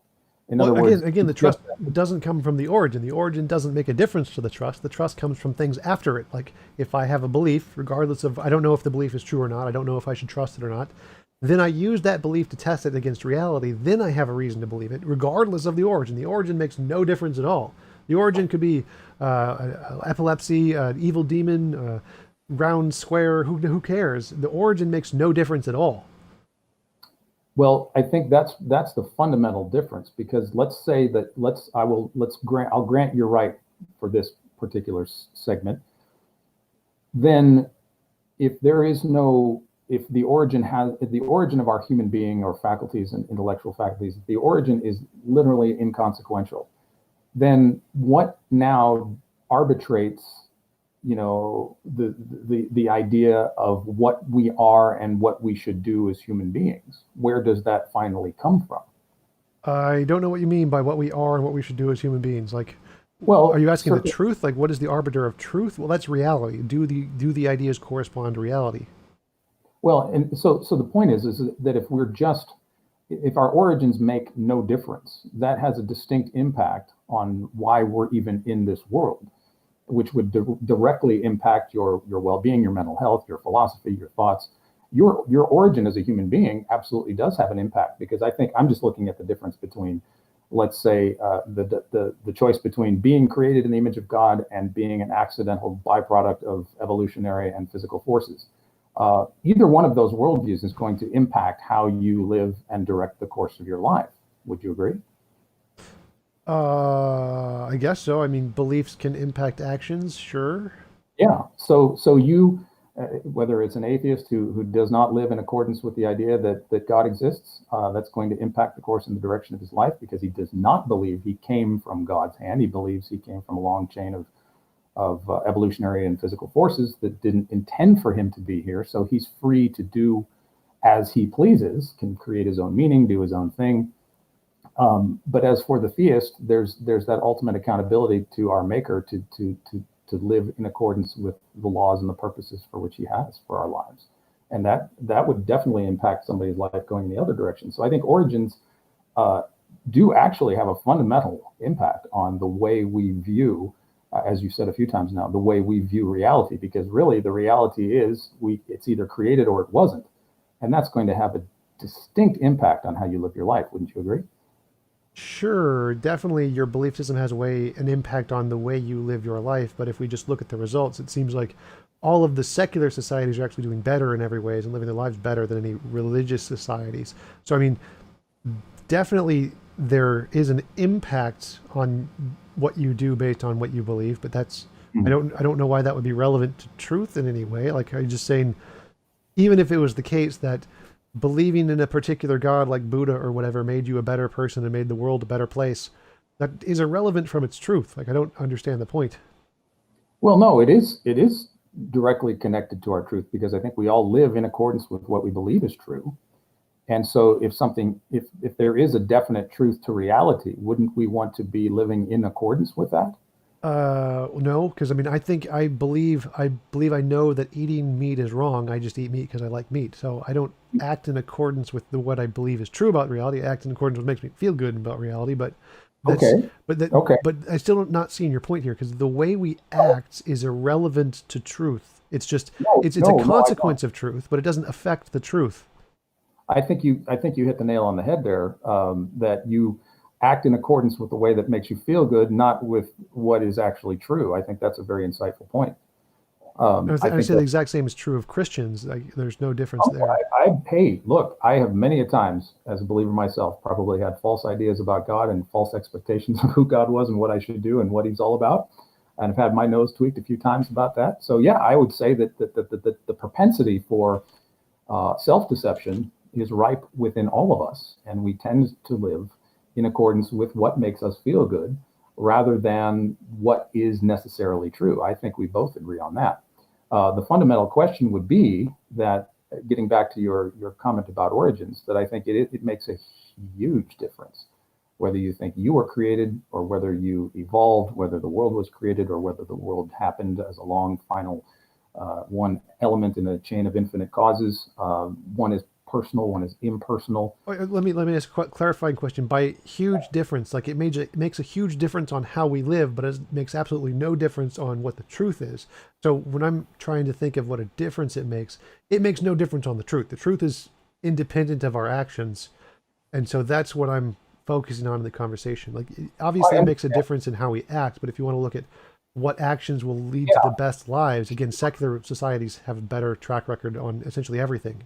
Well, you first of all, I think secular societies are still sort of on borrowed capital from Christendom, especially in Europe. I know Europe maybe is a lot more secular, of course, than perhaps the United States in terms of cultural, but we're still in the monotheistic idea of laws and you know. No, no, no. That predates monotheism in Christianity by quite a lot, and it follows a Well, I'm very just saying that specific our evolutionary track. European Westernized societies are still in the shadow or the penumbra, though it's dying, But of this is a false idea most Christians have. Like all of those ideas that came from what was thought of as the Christian society predated the Christian society. It was just a product of well, every society everywhere in the world, and that it follows a very specific pattern of moral progress of how we allow people freedoms based on what the level of technological resources we have available. And Christianity was just the majority during that particular time period. Like if you look at Islamic culture, they had all the same laws and freedoms prior to essentially when math was outlawed as illegal. They had all the same things too. And before that, so did Hinduism. Hinduism had the same basic law system of rights as other cultures around the time period. There's nothing special about Christianity. Nothing was unique to Christianity of any of the laws that came about. It just stole it from other cultures and then are now accusing other newer cultures of stealing it from them, which makes no sense at no, all. I think the advent of Christianity. If you go back to Moses, Genesis, Moses didn't exist, though. well, that's another conversation we need to have at some point. I'm just going to But go. The consensus in history is that Moses didn't exist. well, if you go back to just sticking for where we're at, that long before anything was written down, God existed and there were societies that pre-existed Christianity. But from the theistic perspective, this continuum of moral strictures that exist throughout the globe make much more sense on theism, that God designs and embeds us with this moral code rather than this accidental evolutionary development where that would necessarily, you wouldn't necessarily predict or find such a semblance of moral code within human beings across race, culture, time, and eons and epochs of history.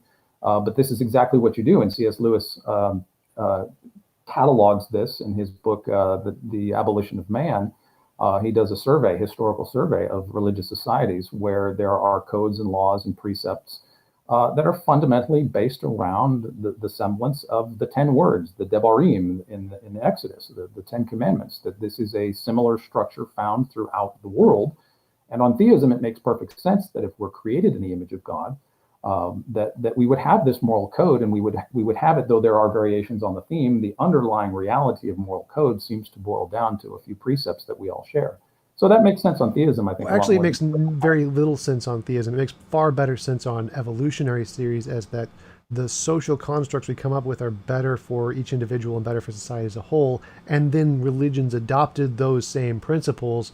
And again, all of the same 10 precepts that came from Christianity and Moses predated Moses, even if he existed, and came about in Hinduism. So, and other, Jainism actually was the first and is one of the most moral systems ever invented, far more moral than Christianity. And so none of those precepts came from Christianity. They all predated Christianity without the idea of a God. And it makes far more sense on evolutionary basis, which is why they keep changing. Like, if God did exist and there was this ultimate being who gave us this ultimate command that is true independent of time, then it makes no sense that we have to keep projecting different aspects of it and changing it in order to accommodate our new moral standard as we gain more resources. So my concept of morality is simply this, and it accounts for the cultural differences that we may have. So when you're 5, your parents tell you don't touch the stove. Now when you're 20, when you get older, when you're a teenager, you can touch the stove. What did the morality change? What's the underlying principle of don't touch the stove? The well-being of the child. So now that the child has the proper understanding, he's an adult now, he knows how to use the stove, he knows how to cook. The prohibition isn't a changing morality. The underlying morality that the parents have is the well-being of the child. That never changes. And so the precepts that we have underlying morality, despite all the variations that we have throughout culture and time, the underlying foundational precepts are God's inbuilt to us what is best for our spiritual and physical well-being. And so that's what never changes. And that's what Lewis is arguing in Abolition of Man, that there are some foundational unchanging precepts. It's never really good to lie. It's not really good to steal. It's good to honor your elders and tell the truth. These kinds of things. That even in a society that recognizes polygamy, you still don't go after Bob's 14 wives because they're Bob's, and there's still this concept of adultery that underlies that, theft, robbery, murder, not killing, but murder. That's to me, that's the concepts of morality that never change. The topical stuff from culture to culture, the different dietary laws and things of that nature, it all really reduces to the well-being of the individual. I mean, that's what law foundationally is for any society, is based on the well-being of the citizenry and the people involved. I mean, speed limits are there for your well-being. Traffic laws are there for your well-being. Health laws at restaurants are there for your well-being. And that underlies every bit of morality. And I think it makes sense that if God created us all, that underlying physical sense of well-being, love your neighbor as yourself, don't do this, don't do that, do this, do that, all of that doesn't really ever change. That's despite all the variations that you would find throughout time and history. Right, I would agree that would make sense but it doesn't make sense in a theistic context, because God didn't say, like the first commandment, well-being is important. He gave a bunch of random commandments, most of which we can reject and just dismiss in most cultures because they don't do any good. With you that there are strictures in a society that change because of the time and culture, but the underlying reality of those, the principles for why those dietary laws are in place, the longer, it's not the dietary laws that are the foundation of moral code. All those dietary laws and anything else, the 634 or 32 commandments, were culturally relevant to a people in a time, excuse me, in the ancient Near East, 2,000, 3,000 years ago, 4,000 years ago. Um, and the underlying moral code never changes, though the cultural norms and practices do. And so that's what I think oftentimes gets missed in the discussion, is that the particulars that change over time is not morality changing over time. It's cultural norms and strictures that do, but those underlying, the bridge, Well, the that foundation. morality is the principles that we use to guide our actions. So morality is that. Morality is those principles. It is what changes. But that's why you said it made more sense under theism than evolution, where that's exactly backwards. Because I agree with you that well-being is the fundamental aspect of what people consider morality to be. And so, since evolution is about survival and well-being, it is the fundamental thing in evolution that grounds all of evolution, which makes sense why as we change in our moral system, that it keeps going in that one particular direction as that one particular goal. Whereas, and that then it makes sense that religions were going to base it around particular ideas, particular moral principles that they think are important, and then those principles get replaced over time in order to accommodate the one guiding principle that is actually true, which is well-being, which does seem to be grounded wholly in evolution and survival. Well, So it seems to I make think much more sense on the evolutionary model than it does a theistic model. the problem with natural selection is, well, I have it up on the screen here. One of the fundamental problems is the mystery of the language of evolution, the mystery of language evolution, that there is presently no solid evolutionary theory about how language develops. And so I'm not sure I agree with that because there, papers there. There's the researchers and who is involved, and there's the link if you want to yeah, check it out. I'm very familiar with this problem, but the problem isn't that we don't know how language evolved. The problem is we don't know in which of the infinitely many ways that it could have occurred did language evolve. So we know exactly how it evolved. Someone made a noise and pointed at a thing, and it was like "err," and then someone else looked at it like "erg," and then they're like, "ah, erg is the thing now," and that's how language evolved. And it But let was me. but Okay, we don't I'm know sorry. of all the particular ways they could have made sounds and all the particular things they could have pointed out to make those sounds, which ones were first. That's the problem. We don't know which things they pointed out and which sounds they made, but we do know they pointed at things and made sounds, and that's how language evolved. But you speaking earlier, I'm talking about, we're still in the morality concept from an evolutionary perspective. I think the modern, it's kind of a modern mythos, is that evolution has this natural arrow of time development from primitive to more conceptual and detailed and more specific, that there's this low to high idea of a one-way direction of our human intellect moral development. And I think that that's not at all something that can actually be supported by the science of natural selection. There is no progress or purpose or telos in a natural selection sort of context in terms of the development of human morality, language, and intelligence. We don't go from primitive to complex. We don't go from building fires to building rockets. That idea of a linear progressive idea of intelligence, morality, and things of that nature, that's the myth. It just can't be supported by science. And so I Well, that's don't. like literally one of the things that has been proven. It's like survivability. The greater survivability is what evolution selects for. So it literally the society who gets the erg language thing will be able to better communicate ideas faster and have Yes, so true. so I don't dispute the survivability. What I dispute is the idea that evolution and natural selection is based on the idea that survivability is a kind of a telos, that it's like a purpose. There doesn't seem to be any difference between the surviving and dying, because there's a lot of death in natural selection as well. And it seems like you could just as easily make an argument for the fact that death is the thing, and surviving really is the anomaly.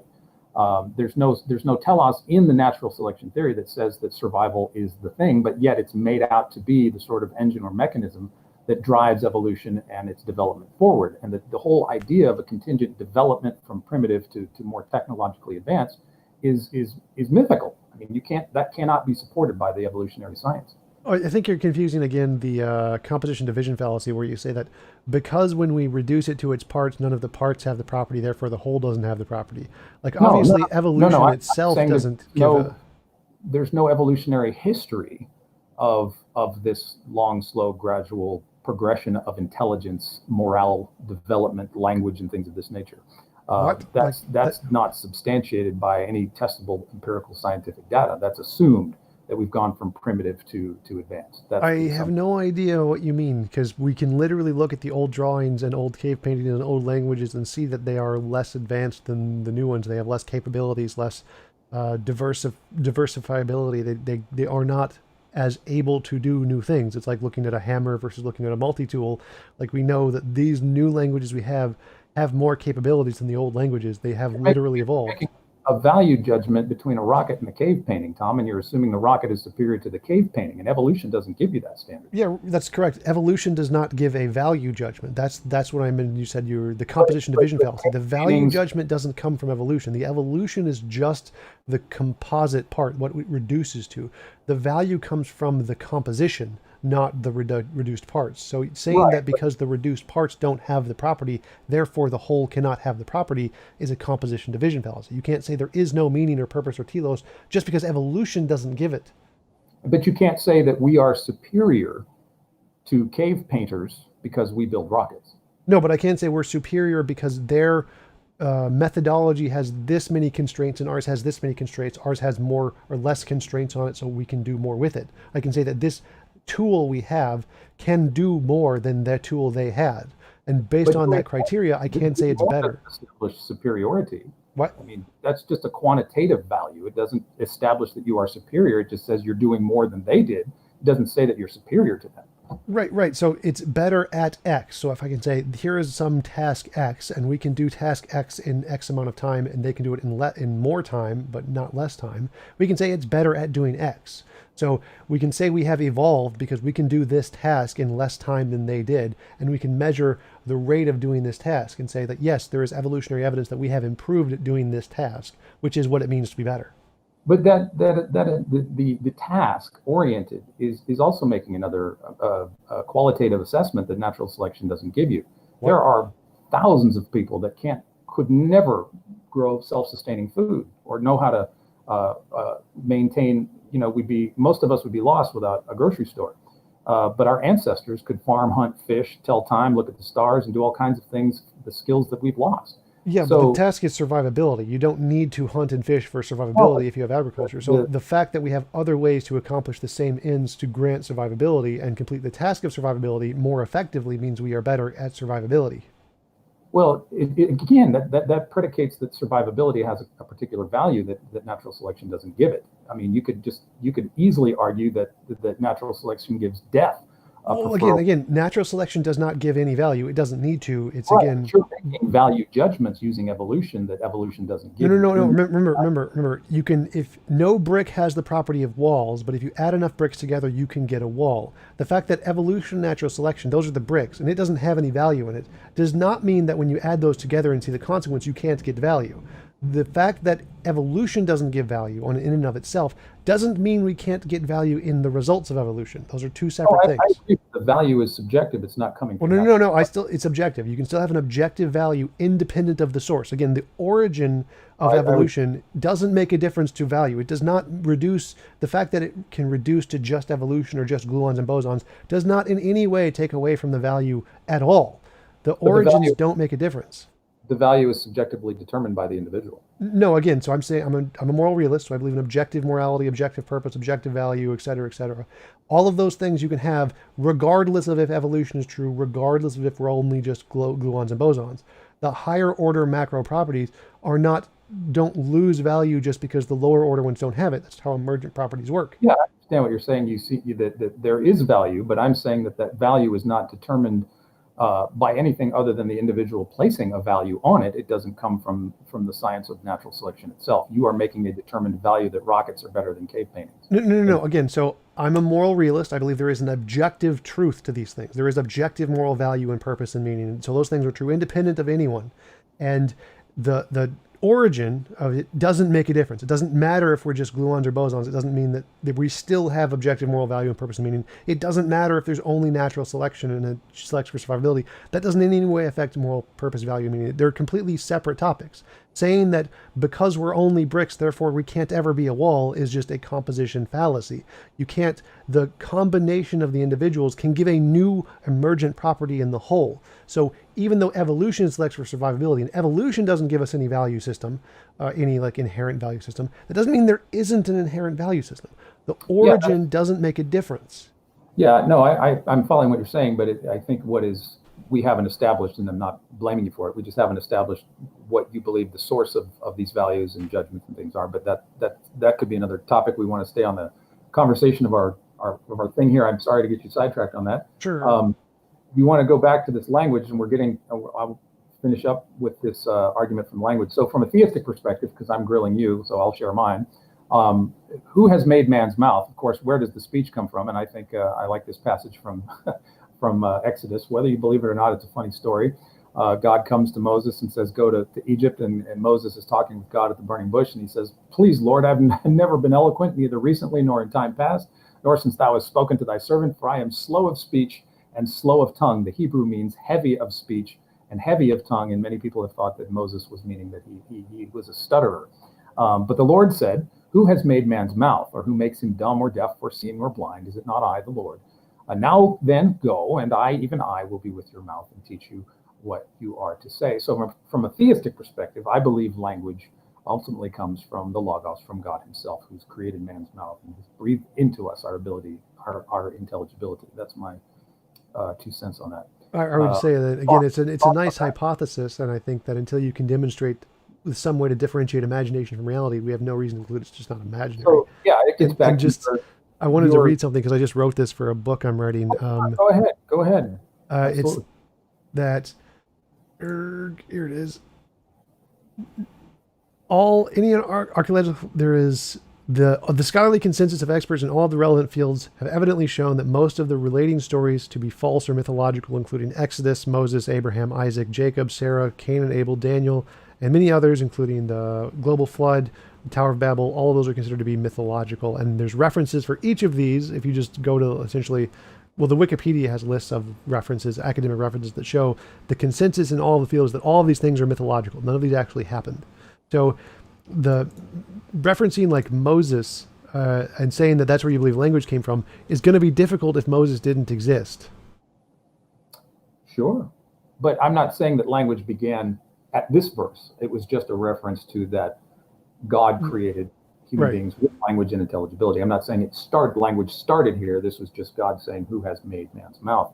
But the existence of all of those things sounds like another topic that we could cover. I'm not prepared today to defend the historicity of the Old Testament, but maybe that's another talk we could talk about. Sure. If you want to, I'd be up for it. On the topic of the universe and mathematics, we could keep going. That's something, if you want, we can talk about in the future if you want another topic on the Old Testament. This is Bertrand Russell about mathematics. What do you think of this quote? He says, rightly viewed, possesses not only truth, but supreme beauty, cold and austere like that of sculpture.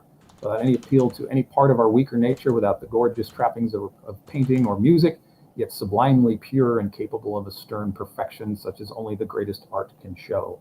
The true spirit of delight, the exaltation, the sense of being more than man, which is the touchstone of the highest excellence, is to be found in mathematics as surely as in poetry. Dr. Russell, I don't think he was Dr. Bertrand, seems to disagree with your perception that we created math. What do you think of Bertie's comments there?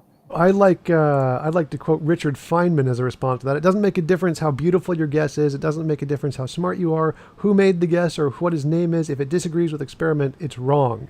So the beauty is just doesn't make a difference. I don't care. I care about the experiment part. So the truth, it doesn't contain truth. It describes truth. Math is descriptive. It's a language to describe reality, and some of it does and some of it doesn't. It's a language like any other. Like we can have mathematical statements like 1 + 1 = 2, and we can have sentences like I am a human being. Both of those statements correspond to reality, so they're true. We can also have statements that don't correspond to reality, like F = ma × 42. Like that doesn't correspond to reality. It's just a made up equation. So we can say like I'm a space leprechaun. Like that statement just doesn't correspond to reality. And we can also have self-contradictory statements in both. So I can say 1 + 1 = 7, or I can say I'm a married bachelor.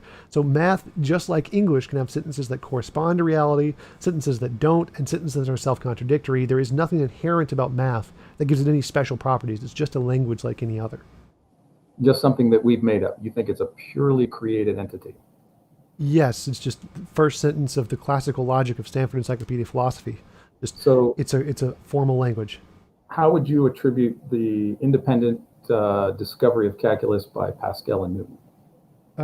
The same way sentences work. So, for example, some sentences correspond to reality, like 1 + 1 = 2, or I am a human. Some sentences don't, like I am a space leprechaun, or yeah, I'm a space leprechaun, or F equals ma times 42. Those statements do not correspond to reality. So we have these things, these languages that are evolving, just like English and Japanese and Spanish and German and French and Greek, and they all describe the same things independently of one another, just they use different words to do it. So the Mm-hmm. same language can be discovered using many different ways to get to the same conclusion, and some of them will correspond to reality and some of them won't. It's not really surprising. So you think that language is just you think that despite the discovery that there was nothing there independent of those men to uncover. There's the relationships exist. Like there's many different mathematical ways that you can use to come to the same conclusions, or there's different kinds of observations you can use to come to the same conclusions. Like there are several people who came to the conclusion the world was round or went around the sun at the same time using different methods. There was the Eratosthenes who uses like little pointy stick shadow method, and there's uh, some other people who just looked at the shadows on the sun or the moon.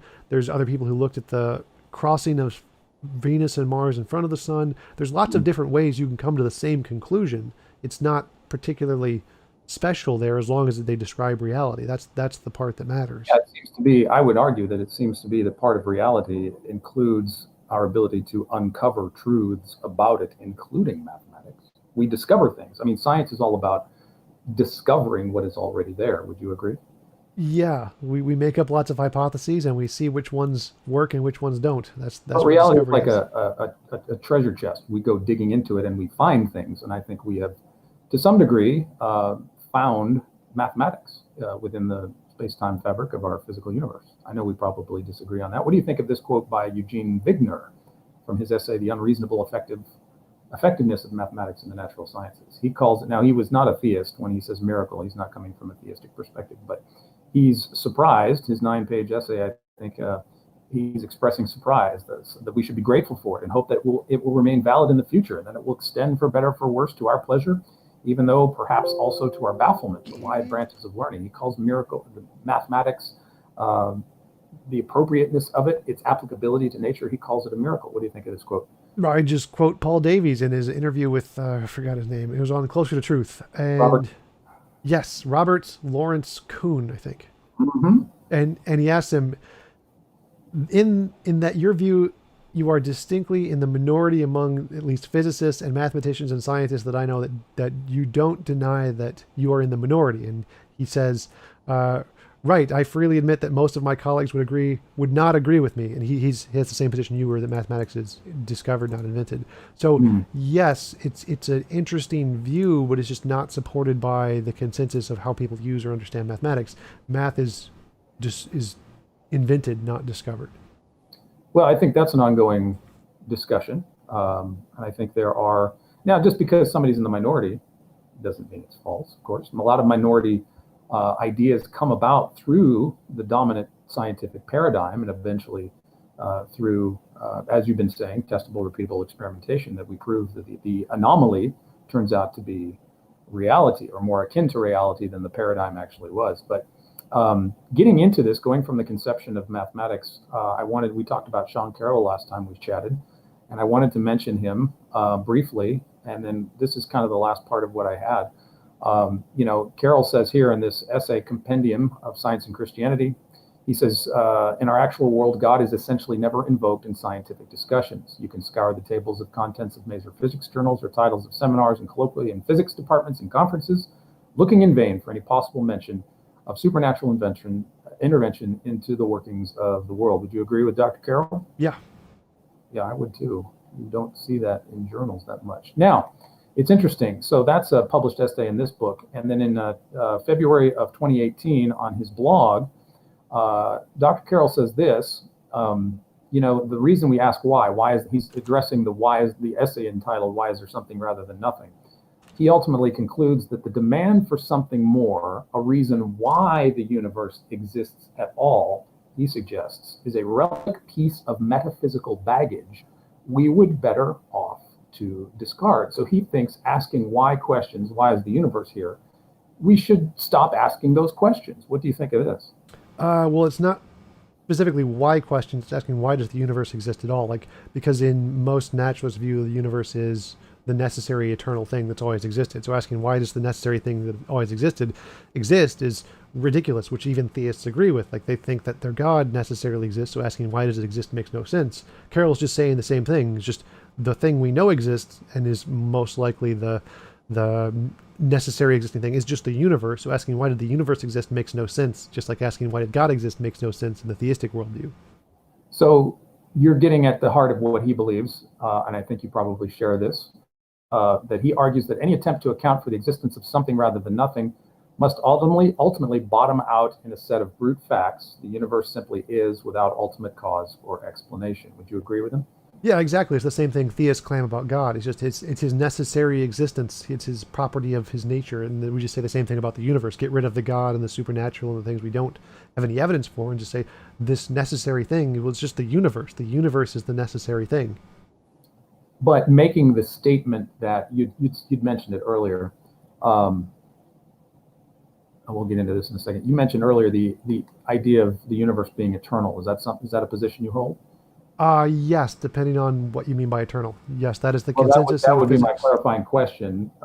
It seems like um, there could be different ways you could explain what you mean by eternal. What exactly is, in terms of a scientific concept, what exactly is your understanding of a physical universe like ours being filled with entropy?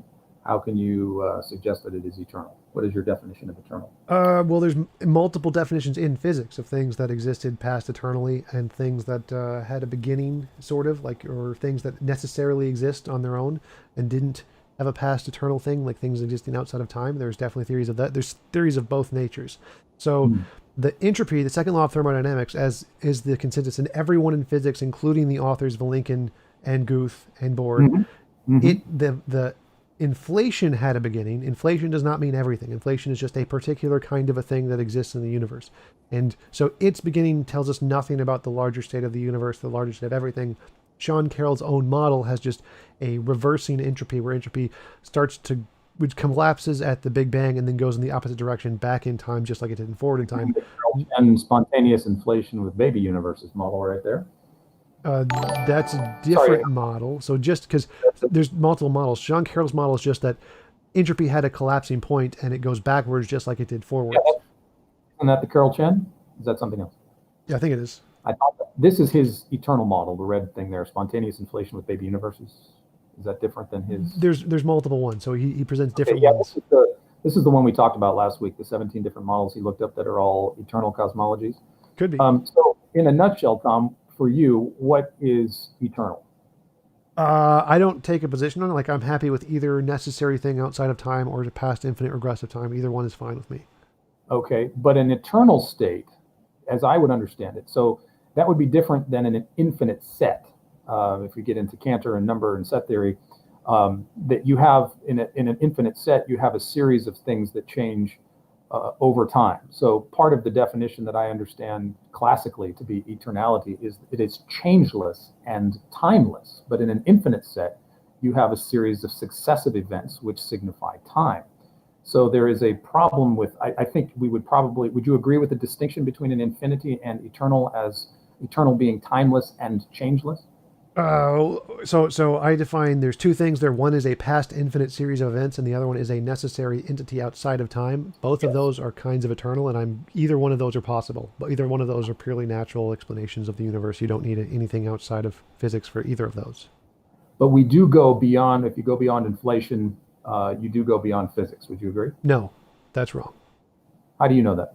Because there's physics beyond inflation. Inflation is a particular thing in physics. It's like there's lots of Well, other it is. things I'm not that saying are outside inflation. of inflation. Yeah, inflation. The Planck time. From a split second forward, we have some data. But I'm saying that beyond. I hate to say before because that's a muddle, but beyond inflation, we're not doing physics anymore. We're doing metaphysics. No. So again, It's still physics because they're still only combining like principles, particles, and laws in physics. They're not adding anything that isn't in physics. They're just adding more physics. They're saying if we remove this part of the equation, what are the other things we are left with that we can do, that we can utilize to explain things? You can't have a physical testable experiment that goes before or beyond inflation. Not yet. You can't. That isn't. But again, that doesn't make a difference. It's still physics because they're still only allowed to use things that have already been verified. So they're only allowed to use combinations of principles and particles and laws that have been demonstrated to exist. And then they remove certain kinds of those things, including inflation, and then the ones they're left with, which can exist independent of inflation, are the ones that can exist before the Big Bang. But you finally are okay with something, lack of a better term, before or beyond the inflation as eternal or infinite? Yeah, either that one could be outside of time, or one could just be an infinite past regression before inflation, and that's totally fine too. So why don't you take the conceptual step and attribute it to God? I'm wondering.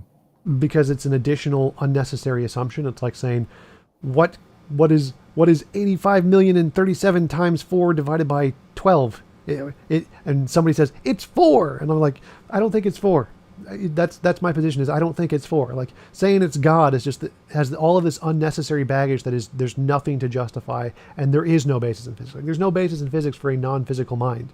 There is a basis in physics for other physics things that's before the universe. That's fine. Well, a non-physical mind would be above and beyond physics because it would be the origin of physics and knowledge and all of the other things that we talked about in fine-tuning. That the mind What?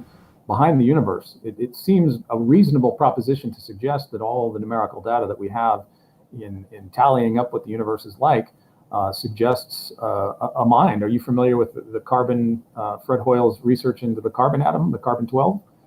He says that.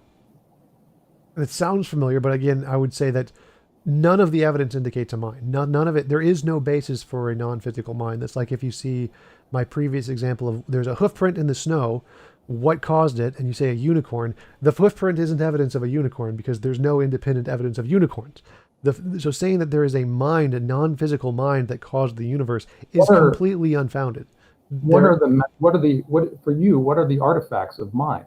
What would you consider to be elements or artifacts or processes, the results of mind? What would you attribute to a mind? I don't know what you mean. But I specifically said non-physical mind. So if it's a non-physical mind, because I think mind and brain are like the same thing. So if you're saying we have evidence of brains with consciousness, and so if you want to say a brain with consciousness does stuff, But that's what's an fine. artifact? Let me ask a better question. What's an artifact of intelligence? I don't know what you mean. What is artifact? Yeah, what would be the result of an intelligent process for you? How would you define something that you could see, oh, that was the result of intelligence? There is no such property. There's no property of that was intelligence. There is here is the physical processes we know about, and the physical processes don't produce something. We've seen minds do this other thing, therefore it's reasonable to conclude this other thing is done by minds. So yeah, that would be applied to the universe, that we look at the universe and the structure, the mathematical quantities and constants of the universe, and it looks like the product of a mind. Yeah, that doesn't work at all because we've never seen minds construct physical constants of the universe. Well, we've seen minds construct much more simplistic things like machines and computers and cell phones and rockets and cave paintings, and we've seen the qualities and artifacts or the result of intelligence. But you look at the thermonuclear structure of stars like our sun, for example, with the proton-proton chain, how fusion reacts. You have this very delicate balance of perfect delicate balance of fusion going in the heart of the stars with the external gravitational mass balancing that.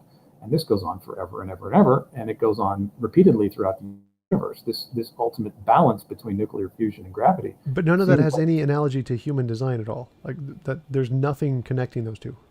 Well, of course there is. It's knowable. It seems very precise. There's mathematical regularity. There's photons. We get information in the light that comes from stars. We know how to deduce the chemical compositions of stars just by their spectra. There seems to be a great deal of information just coming out of the spectra of stars that we can deduce and process. You The don't fact find that we can that. see things isn't evidence that the stars have any property of mind to them. So you have to rule out all of the ways we get the information. So the fact that we see things, that doesn't matter. The information, that doesn't matter. The fact that there's a pattern to it, that doesn't matter. Because all of those are just everywhere in everything that has nothing to do with the mind. So those aren't evidence of a mind.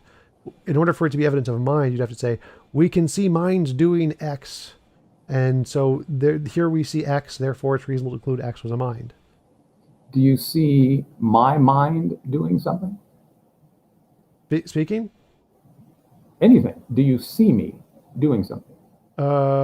Doing slides, yes. You don't see me though. You don't Yeah, know I'm right. So all I am is just sound waves to you, right? But how would you sure. be seeing me if I turned on my computer and I saw my face there? Let me go back to that. Show screen. I think if you just press, Yeah, I got to uh, get out of the. there There should we be a shortcut key. there we go. Okay, there we are. Hey, I'm back. Yay. Um, Now, the only way I can see you and the only way you can see me are because of photons. I'm just coming to you as a massless particle. What are you Sure. really seeing?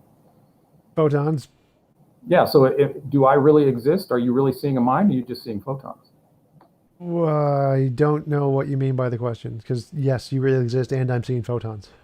How do I know? How do you know I'm just not a really good hologram? I don't need to know things with absolute certainty to know things, so I can know it just based off of induction and inference. So let's go with the photons. Let's say I exist, but the only way that you're seeing me is through massless particles transmitted from your computer screen, correct? Sure. Where is that image? Where is that information in a massless photon? Because we're not touching anything. We're not each other. The The, light is the, just the coming through. information is Where? just in my head. It's the way I process the photons. So the photon contains no information other than just its physical information. But there's nothing physical in the photon. There's no mass in a photon. No, it's still physical. The mass and physical aren't synonymous. So photons still have physical information in them. Yeah, right. The information, where's that coming from? What is that?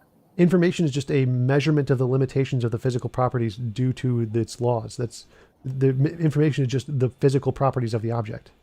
Does the information in the photons mean something, or is it just your own perception? I think you're Does it have conflating two objective, different like, things. the things that the photon are conveying to your mind, are they objectively real, or are you just imagining them? I think you're conflating two different kinds of information. Like information in physics is just the properties of the object. It has Right, nothing to I do with the understand mind. that. And so I the understand that. information in my mind is information that I am imposing based on the way my brain works. So the information is just the way the brain processes stuff gives it information.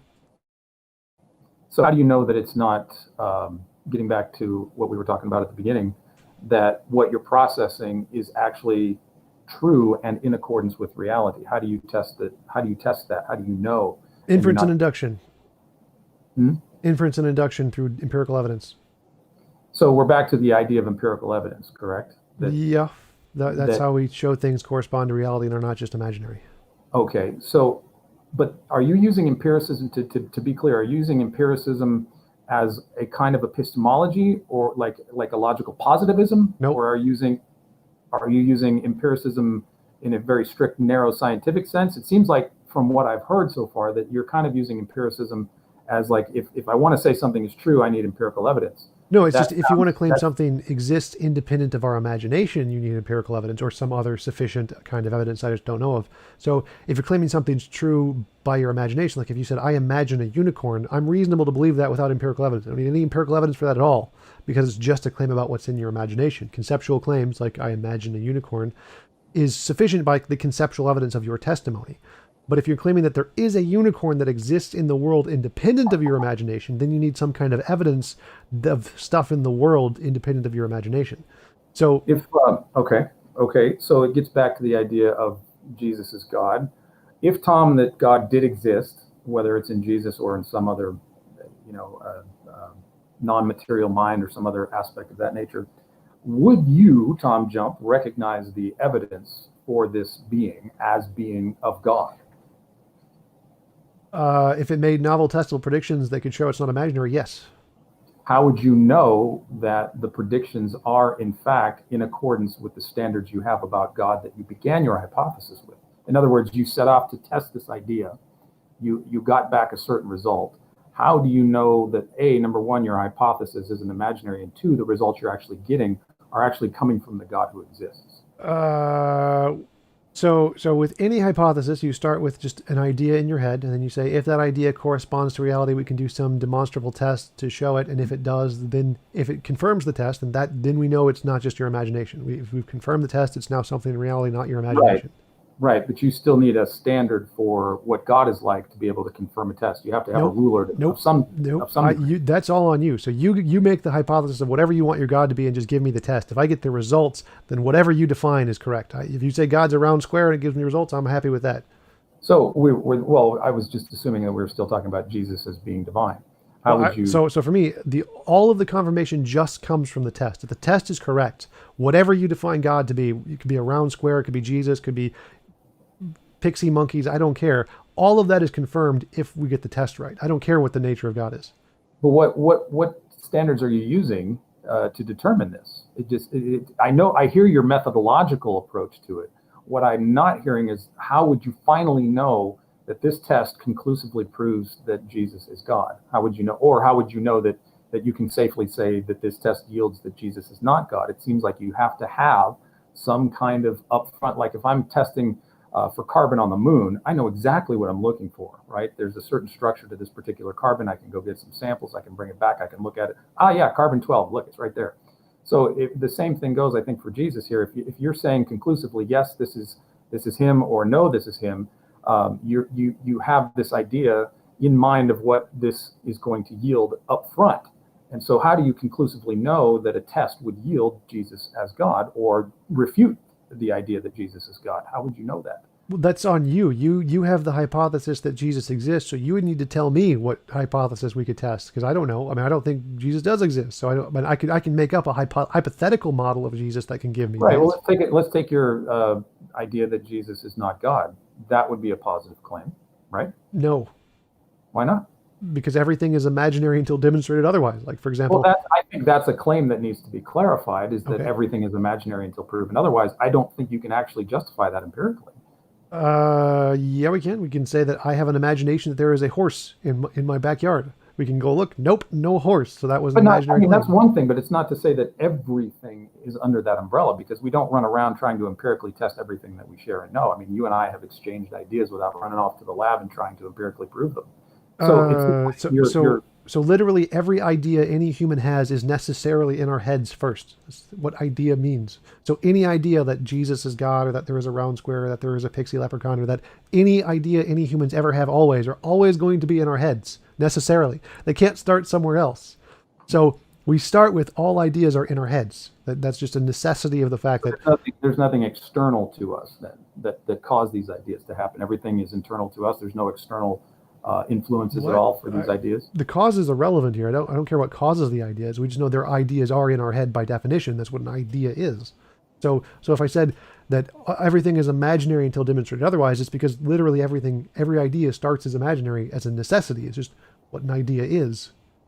So then you need to show that it's not just imaginary and it is also something else, like But real. how would you finally determine that if I say, okay, so I'm giving you a cumulative case here, mathematics, scripture, the universe, et cetera, and I'm saying that these point to the glory of God in Christ, and you reject that. On what grounds are you rejecting that? You just keep saying None of that it's empirical. just All of it's imagination. conceptual. Hmm? All of that's conceptual evidence. All of it's just imaginary with no empirical basis. So you need the empirical basis, and then one empirical basis is good enough. You don't need the cumulative case. No matter how many conceptual things you add up, like I imagine a unicorn now, I imagine a unicorn in 5 seconds, I imagine a unicorn in five more seconds. No matter how many times I imagine a unicorn, none of that's ever evidence of a unicorn. You need the empirical basis of something in the world that we can demonstrate for it to qualify. No matter how many imaginations you do, doesn't matter how good your imagination is, that's never going to be evidence of a unicorn.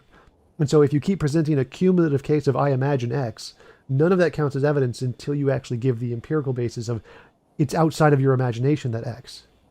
So it's still unclear though what would count for you Novel as. testable predictions, always future Oh, novel no, testable no, predictions. that's the methodological approach. I'm That's saying what counts for me. ultimately what You can in, make any novel testable predictions you want. I don't care. As long as they work, they're fine. You can say, we're going to discover a rock that is made of a solid gold brick 10,000 miles down.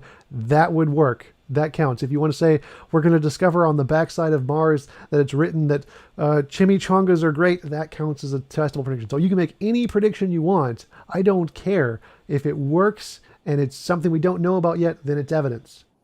What if Jesus was God? What predictions could you make that would have come true 2,000 years later? What predictions would we assume to see as the reality of him being God? That's on you. That's your hypothesis. Like, I don't think Jesus existed. So if you would have to tell me what predictions we could do, like I can make up different interpretations of Jesus that would make them. I could make them up. I can make up my own model of Jesus that would. Right. That's what I'm getting at. How do you know that the Jesus that you're rejecting is substantially, that you're correct in your hypothesis, that you are correct to reject this because you think there's no evidence? To me, that implies you already a priori have a standard of evidence in mind by which you measure this and say, I reject this. I don't think he exists. I don't think this is true. It's not clear what your standards are that you use to make that deduction. You have said, yes, I understand you've said empirical evidence, but it seems like that you're finally the one making that decision as in terms of whether or not the evidence passes muster.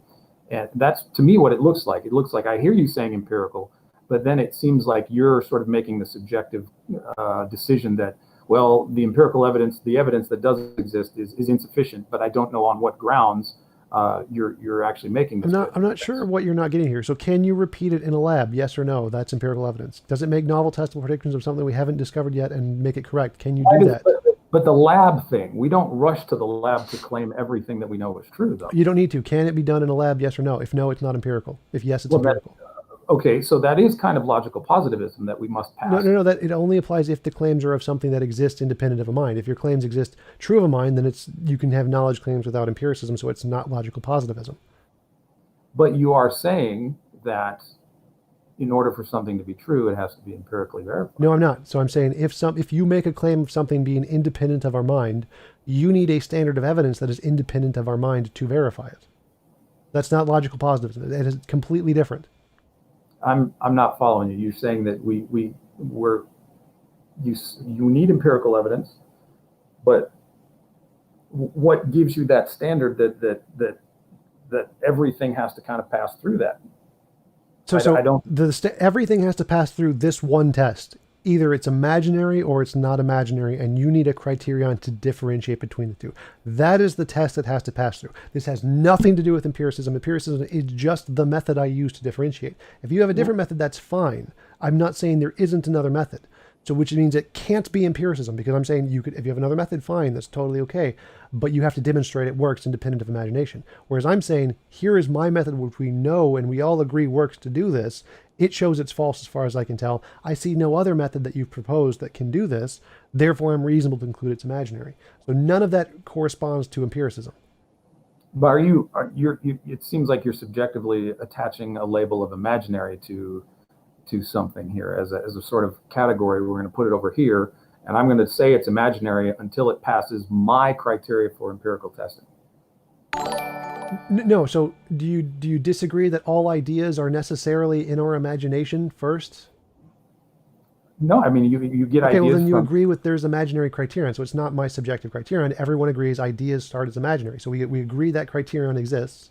And we agree that not all imaginary things are true. Like I imagine unicorns, and there are no unicorns. So do you agree that not all imaginary things are true?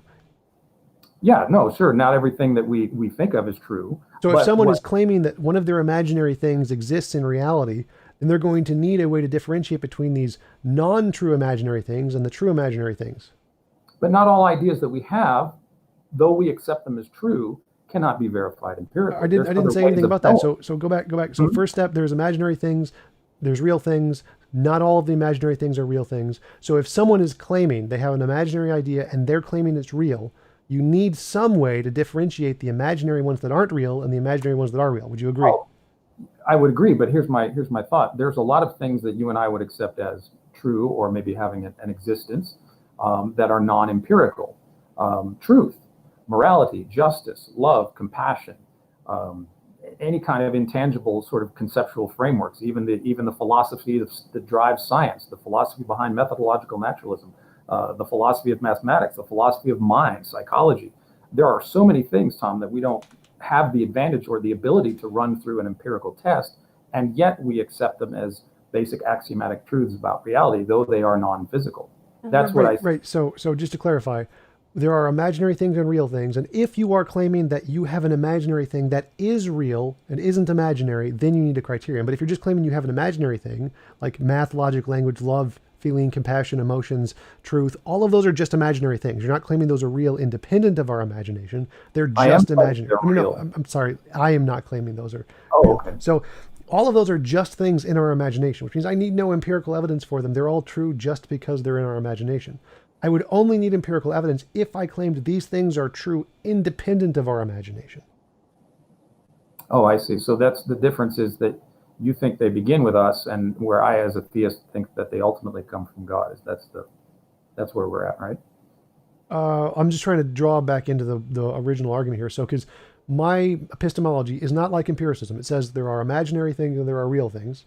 And if you say something is imaginary, well, then you don't need empirical evidence for it. You can say it's knowledge, you can say it's true, you don't need any empirical evidence for it. It's totally reasonable. So it's not empiricism because it doesn't require any empirical verification for these things. They're just imaginary kinds of knowledge, like math and logic and whatever.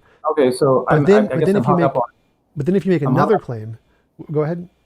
Oh, I'm sorry. I guess I'm hung up on how you're using imaginary. It has other connotations like fairy tale or something. Oh But no, no, let just me. conceptual stuff in our head. Any imagination, Conceptual. any idea, Okay, any thought. so conceptual would be abstract objects, Yep. conceptualizations. I was getting hung up on imaginary. I'm sorry. So I think I'm clear now on what you're doing. You're saying that there are things: reason, truth, logic, beauty, love. All of these things are concepts. We accept them, and you're saying that these concepts in the mind, of the mind, come from and start with the mind, and they're not external to us, things that we have created. Is that correct? Yeah, I'd say if those are reasonable to believe just based off of our imagination because they're only mental concepts.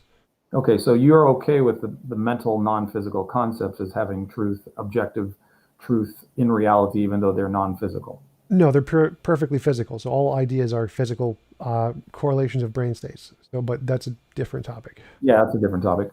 Okay, so I guess that's the difference between us. That I would think that yeah, I certainly have concepts and ideas that I own, but I think those foundational things: beauty, truth, love, compassion, justice, mercy, kindness, mathematics, logic, reason, all emanate from God and from the Logos, rather than them being just conceptions that we make up. They do seem to be external to us. In other words, we come into the world, and here they are already, and we learn them. I would say that they do seem to have a kind of nature and quality to them that would suggest they are beyond us and not something that we just made up. Right, and, Uh, and I'm a moral realist, so I agree in cases like morality. And in order to justify that belief, I have to provide empirical evidence that those things do exist independent of imagination, which is why moral realism isn't like a consensus among everyone yet, because we don't have yeah, that yet. So I yeah. agree that if I am claiming that morality is a thing true independent of our minds, I need to demonstrate that empirically, which we haven't done yet, so we don't have proof for that yet. I think I would agree. I'm a moral realist as well. I think the foundational grounding of morality emanates from God. But um, anyway, I've enjoyed our talk, Tom. I don't know. Did you want to go down a trail that we haven't crossed? Did I sidetrack you? Did I? I Well, was there's trying to. still the thing because you keep claiming that you don't see the difference between my criterion. I'm wondering if you understand it now that there's the conceptual stuff in our head. If you're just claiming it's conceptual, you don't need empirical evidence. You only need the secondary criterion if you're claiming it's true independent of our imagination. Does it make sense what the criterion is now? It's not just a subjective thing I'm making up. It's should be pretty clear outlined what the criterion is for differentiating these two. Yeah, I think I follow you. That if I'm claiming something to be, so for example, my straightforward claim that morality comes from God, on your terms, you would require that I empirically demonstrate this concept that morality comes from God. You are saying, on your view, that it's on me to come up with empirical evidence for that conceptual point of view about morality. Is that correct? Yeah, sort of. I'd say that if we can demonstrate morality exists, like it has some observable feature in reality, and then you can demonstrate there is the God that exists and it grounds, or just demonstrate the God exists and you assert that it grounds morality, that's sufficient for me. So if you just demonstrated the God exists and that was an explanation of morality, that would count. Okay. Okay. So it does seem to be there is, I would think, a little bit of subjectivity about the human person in assessing the evidence, whether it's empirical or conceptual. Where? I'm not saying that it makes any. I'm not saying that it makes a worldview wrong.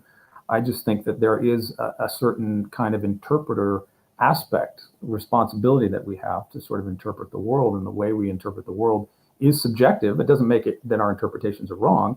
It just creates an opportunity for us to provide an interpretation, to provide a way that we look at things. But because we are subjects, our standard of assessing the evidence and criteria will be by nature subjective, and that doesn't equate to being wrong. It just says that there is a subjective human element to how we view the world.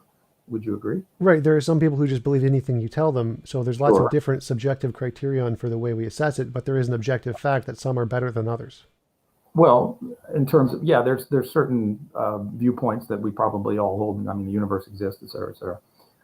But I think though that there is a subjective element to how we see things, and Well, I don't think so, because you agreed with me on all of the things. Like you agree there's imaginary things and real things, and you agree some imaginary conceptual things. things. Yeah, Yeah. yeah, conceptual, because I use the term synonymously. They always mean the same thing.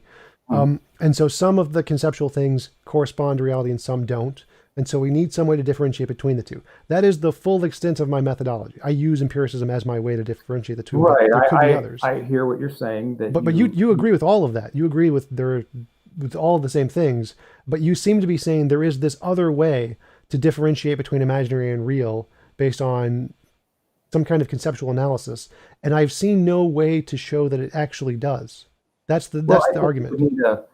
I think you would need a standard outside of yourself to be able to make that determination ultimately. The objective So criterion, yes. So we've been using the term this afternoon about reality, but we haven't defined it. We've assumed it as a standard, but That we've which not. exists. Well, and again, we could get into a sticky discussion about existence as well. I mean, right? I mean, so that which exists is real. That which is real exists. It's somewhat of a tautology, but we assume the definition a lot of times in these discussions without unpacking whose definition of reality are we using when we make these measurements. That's where it becomes an issue. Well, that doesn't seem to be an issue because we're using the same definition here. Again, our definition of there is some real things, some imaginary things, and we need some way to differentiate between the two. Now that we agree on all of that. So now I use empiricism to differentiate between the two, and you are using some other method. You're Well, using let's just take something. So love, is love as real as a book or a desk or a computer or my switchy or my mm, headphones? Is no, I'd that say love is just a mental process, conceptual. is it real in your worldview? Is it real? Yes, Okay. Is it? But conceptual. All conceptual things are also real. non-physical. Are you saying it's non-physical or physical? Physical. Love is so for you. Love is physical. How do you Yes. demonstrate that? Novel testable predictions about brain states and the feelings of love and how we can manipulate them by different kinds of chemical interactions in the brain. But can you pinpoint love to a specific chemical reaction? Yes. Okay. How would you do that? What chemicals react to give you love? If we can make testable predictions and say, well, if love is a result of oxytocin and we use an SSRI to deplete the ability for oxytocin to be represented in the brain, people will stop feeling love. We give ourselves and them oxytocin. We say, oh, or SSRI to stop oxytocin, then we stop feeling love. And we say, oh, look, our testable predictions had a confirmed physical result. Therefore, So our love is just a induced chemical feeling. Is that what you're saying? that's the hypothesis. And if that hypothesis makes testable results which are confirmed, then yes, that is a reasonable conclusion. But you're assuming on the outset that love is physical, right? Going into the experiment, you're saying love is a chemically induced feeling or emotion, right? That's the hypothesis. We don't assume that. We say that's the hypothesis. And if we can Where are you confirm on it, that now? then we can say, yes, it's physical. So you even without the test, you're saying love is a physical chemical No, reaction. no, no, no. So the test is we can come up with imaginary hypotheses which tell us nothing. So we have this idea that love is physical. We don't know, but that doesn't, you can't just conclude it is based off of that. That's just a made up hypothesis, just like God is all powerful or whatever. They're equally unsupported. Then we say, if this is true, we can make testable empirical results and get that. If we get the results we're looking for, then it's reasonable to conclude that hypothesis was true. You can't conclude it was true beforehand. You have to wait for the results to conclude it was true. How do you when you go into the test, Tom? What do you think? love is. I mean, when you say love and define love, how do we how do we know what love is, that we see the result of it? If I say, oh look, John had this and this happen, is it a feeling? What are the standard of love conceptually? I think you have to go into that test with an idea of what you're going to expect to see, which means you need a definition of love. What do you Sure. think that is? Well, I think love is a something we feel. Like when I feel love towards a person, there is a specific kind of feeling we have towards that person that we don't have for other people, and we label that specific feeling as the feeling of love. Do you think that there is do you think it's more of a feeling or more of an action? I don't know what you mean. Like, Is it, as your definition of love goes, would it be something more how you personally feel? Would love be more reflected in a feeling and emotion, or would love be more reflected in your actions towards somebody? if it's a noun, then we would go for a feeling. If it's an adjective, we'd go for an action. I don't know what you mean because, So, like, okay, so that's clarification. So you see love as both a thing and an action. Is that correct? You're the word can mean between, either thing. So when I'm saying what is love, I'm looking at it from a noun perspective, like what is the ontology of love? And so if we think about love as a kind of methodology, then we can say it's an action. Those would be two different questions, and we test them differently.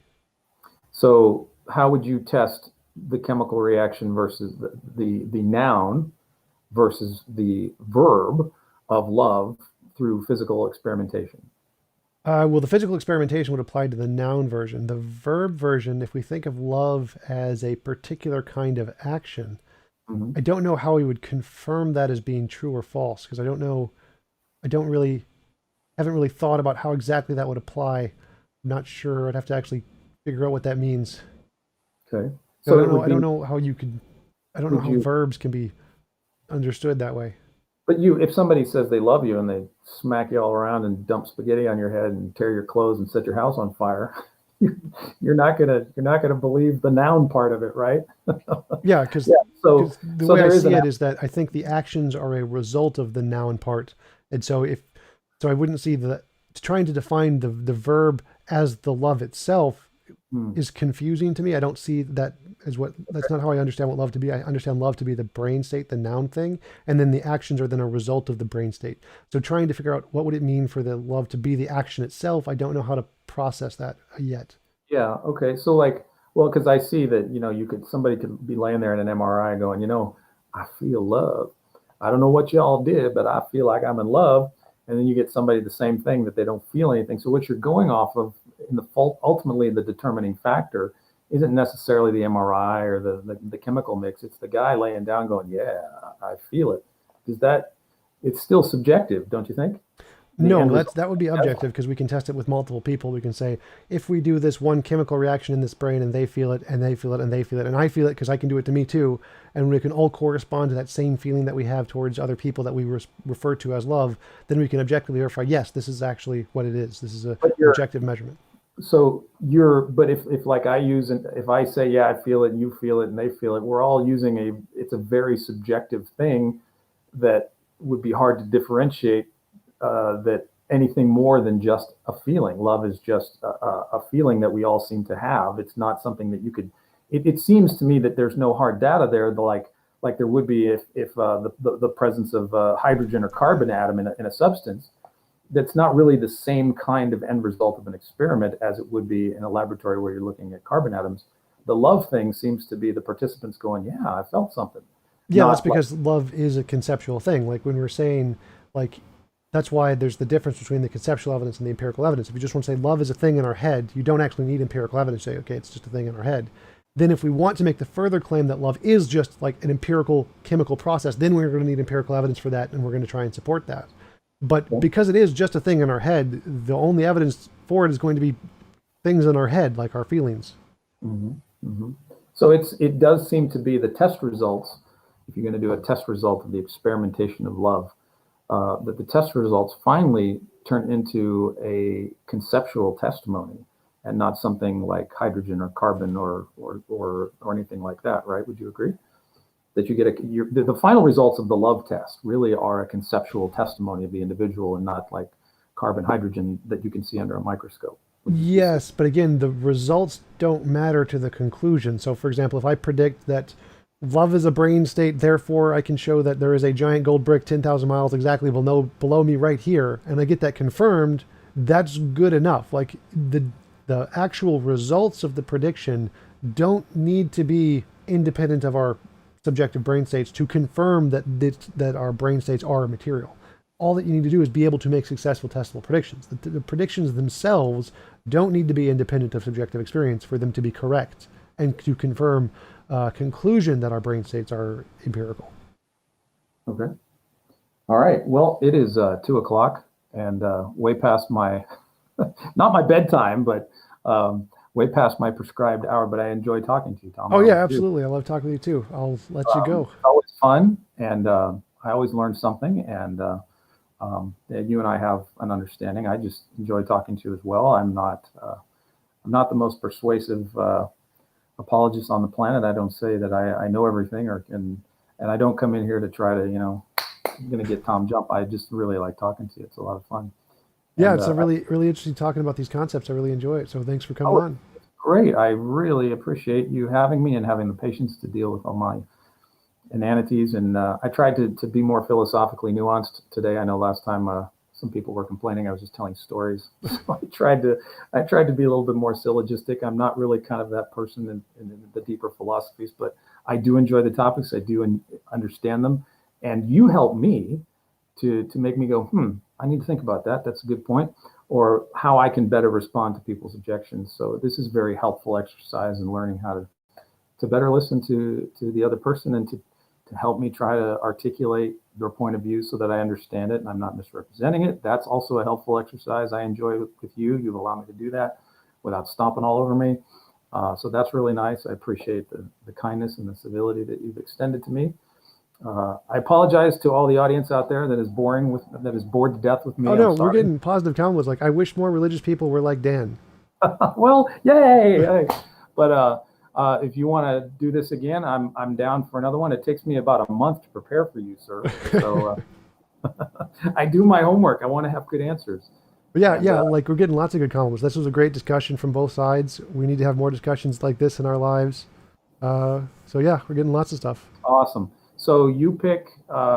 You pick. Well, maybe we can make this a monthly thing. Yeah, sure, If you pick a topic, let me know, and I'll do my homework. definitely. Great. I'll talk to All you right. later. Let you go home. Hey, and just because we're shutting the mic off doesn't mean you can't email me or text me or whatever. Stay in touch on Twitter and email me. And if you want to email me, though, use the Psalm address that I gave you. You Yep. still have that? Yeah. So get a hold of me that way. And whatever topic you want to go more into the universe and mathematics or whatever, or we could talk about my book or we can talk about anything else you want, Old Testament, Moses, whatever you want. I don't care. Sure. Sounds good. All right, man. Thank you. And thanks, everybody, for your nice comments. I had fun. Yep. Talk to you later.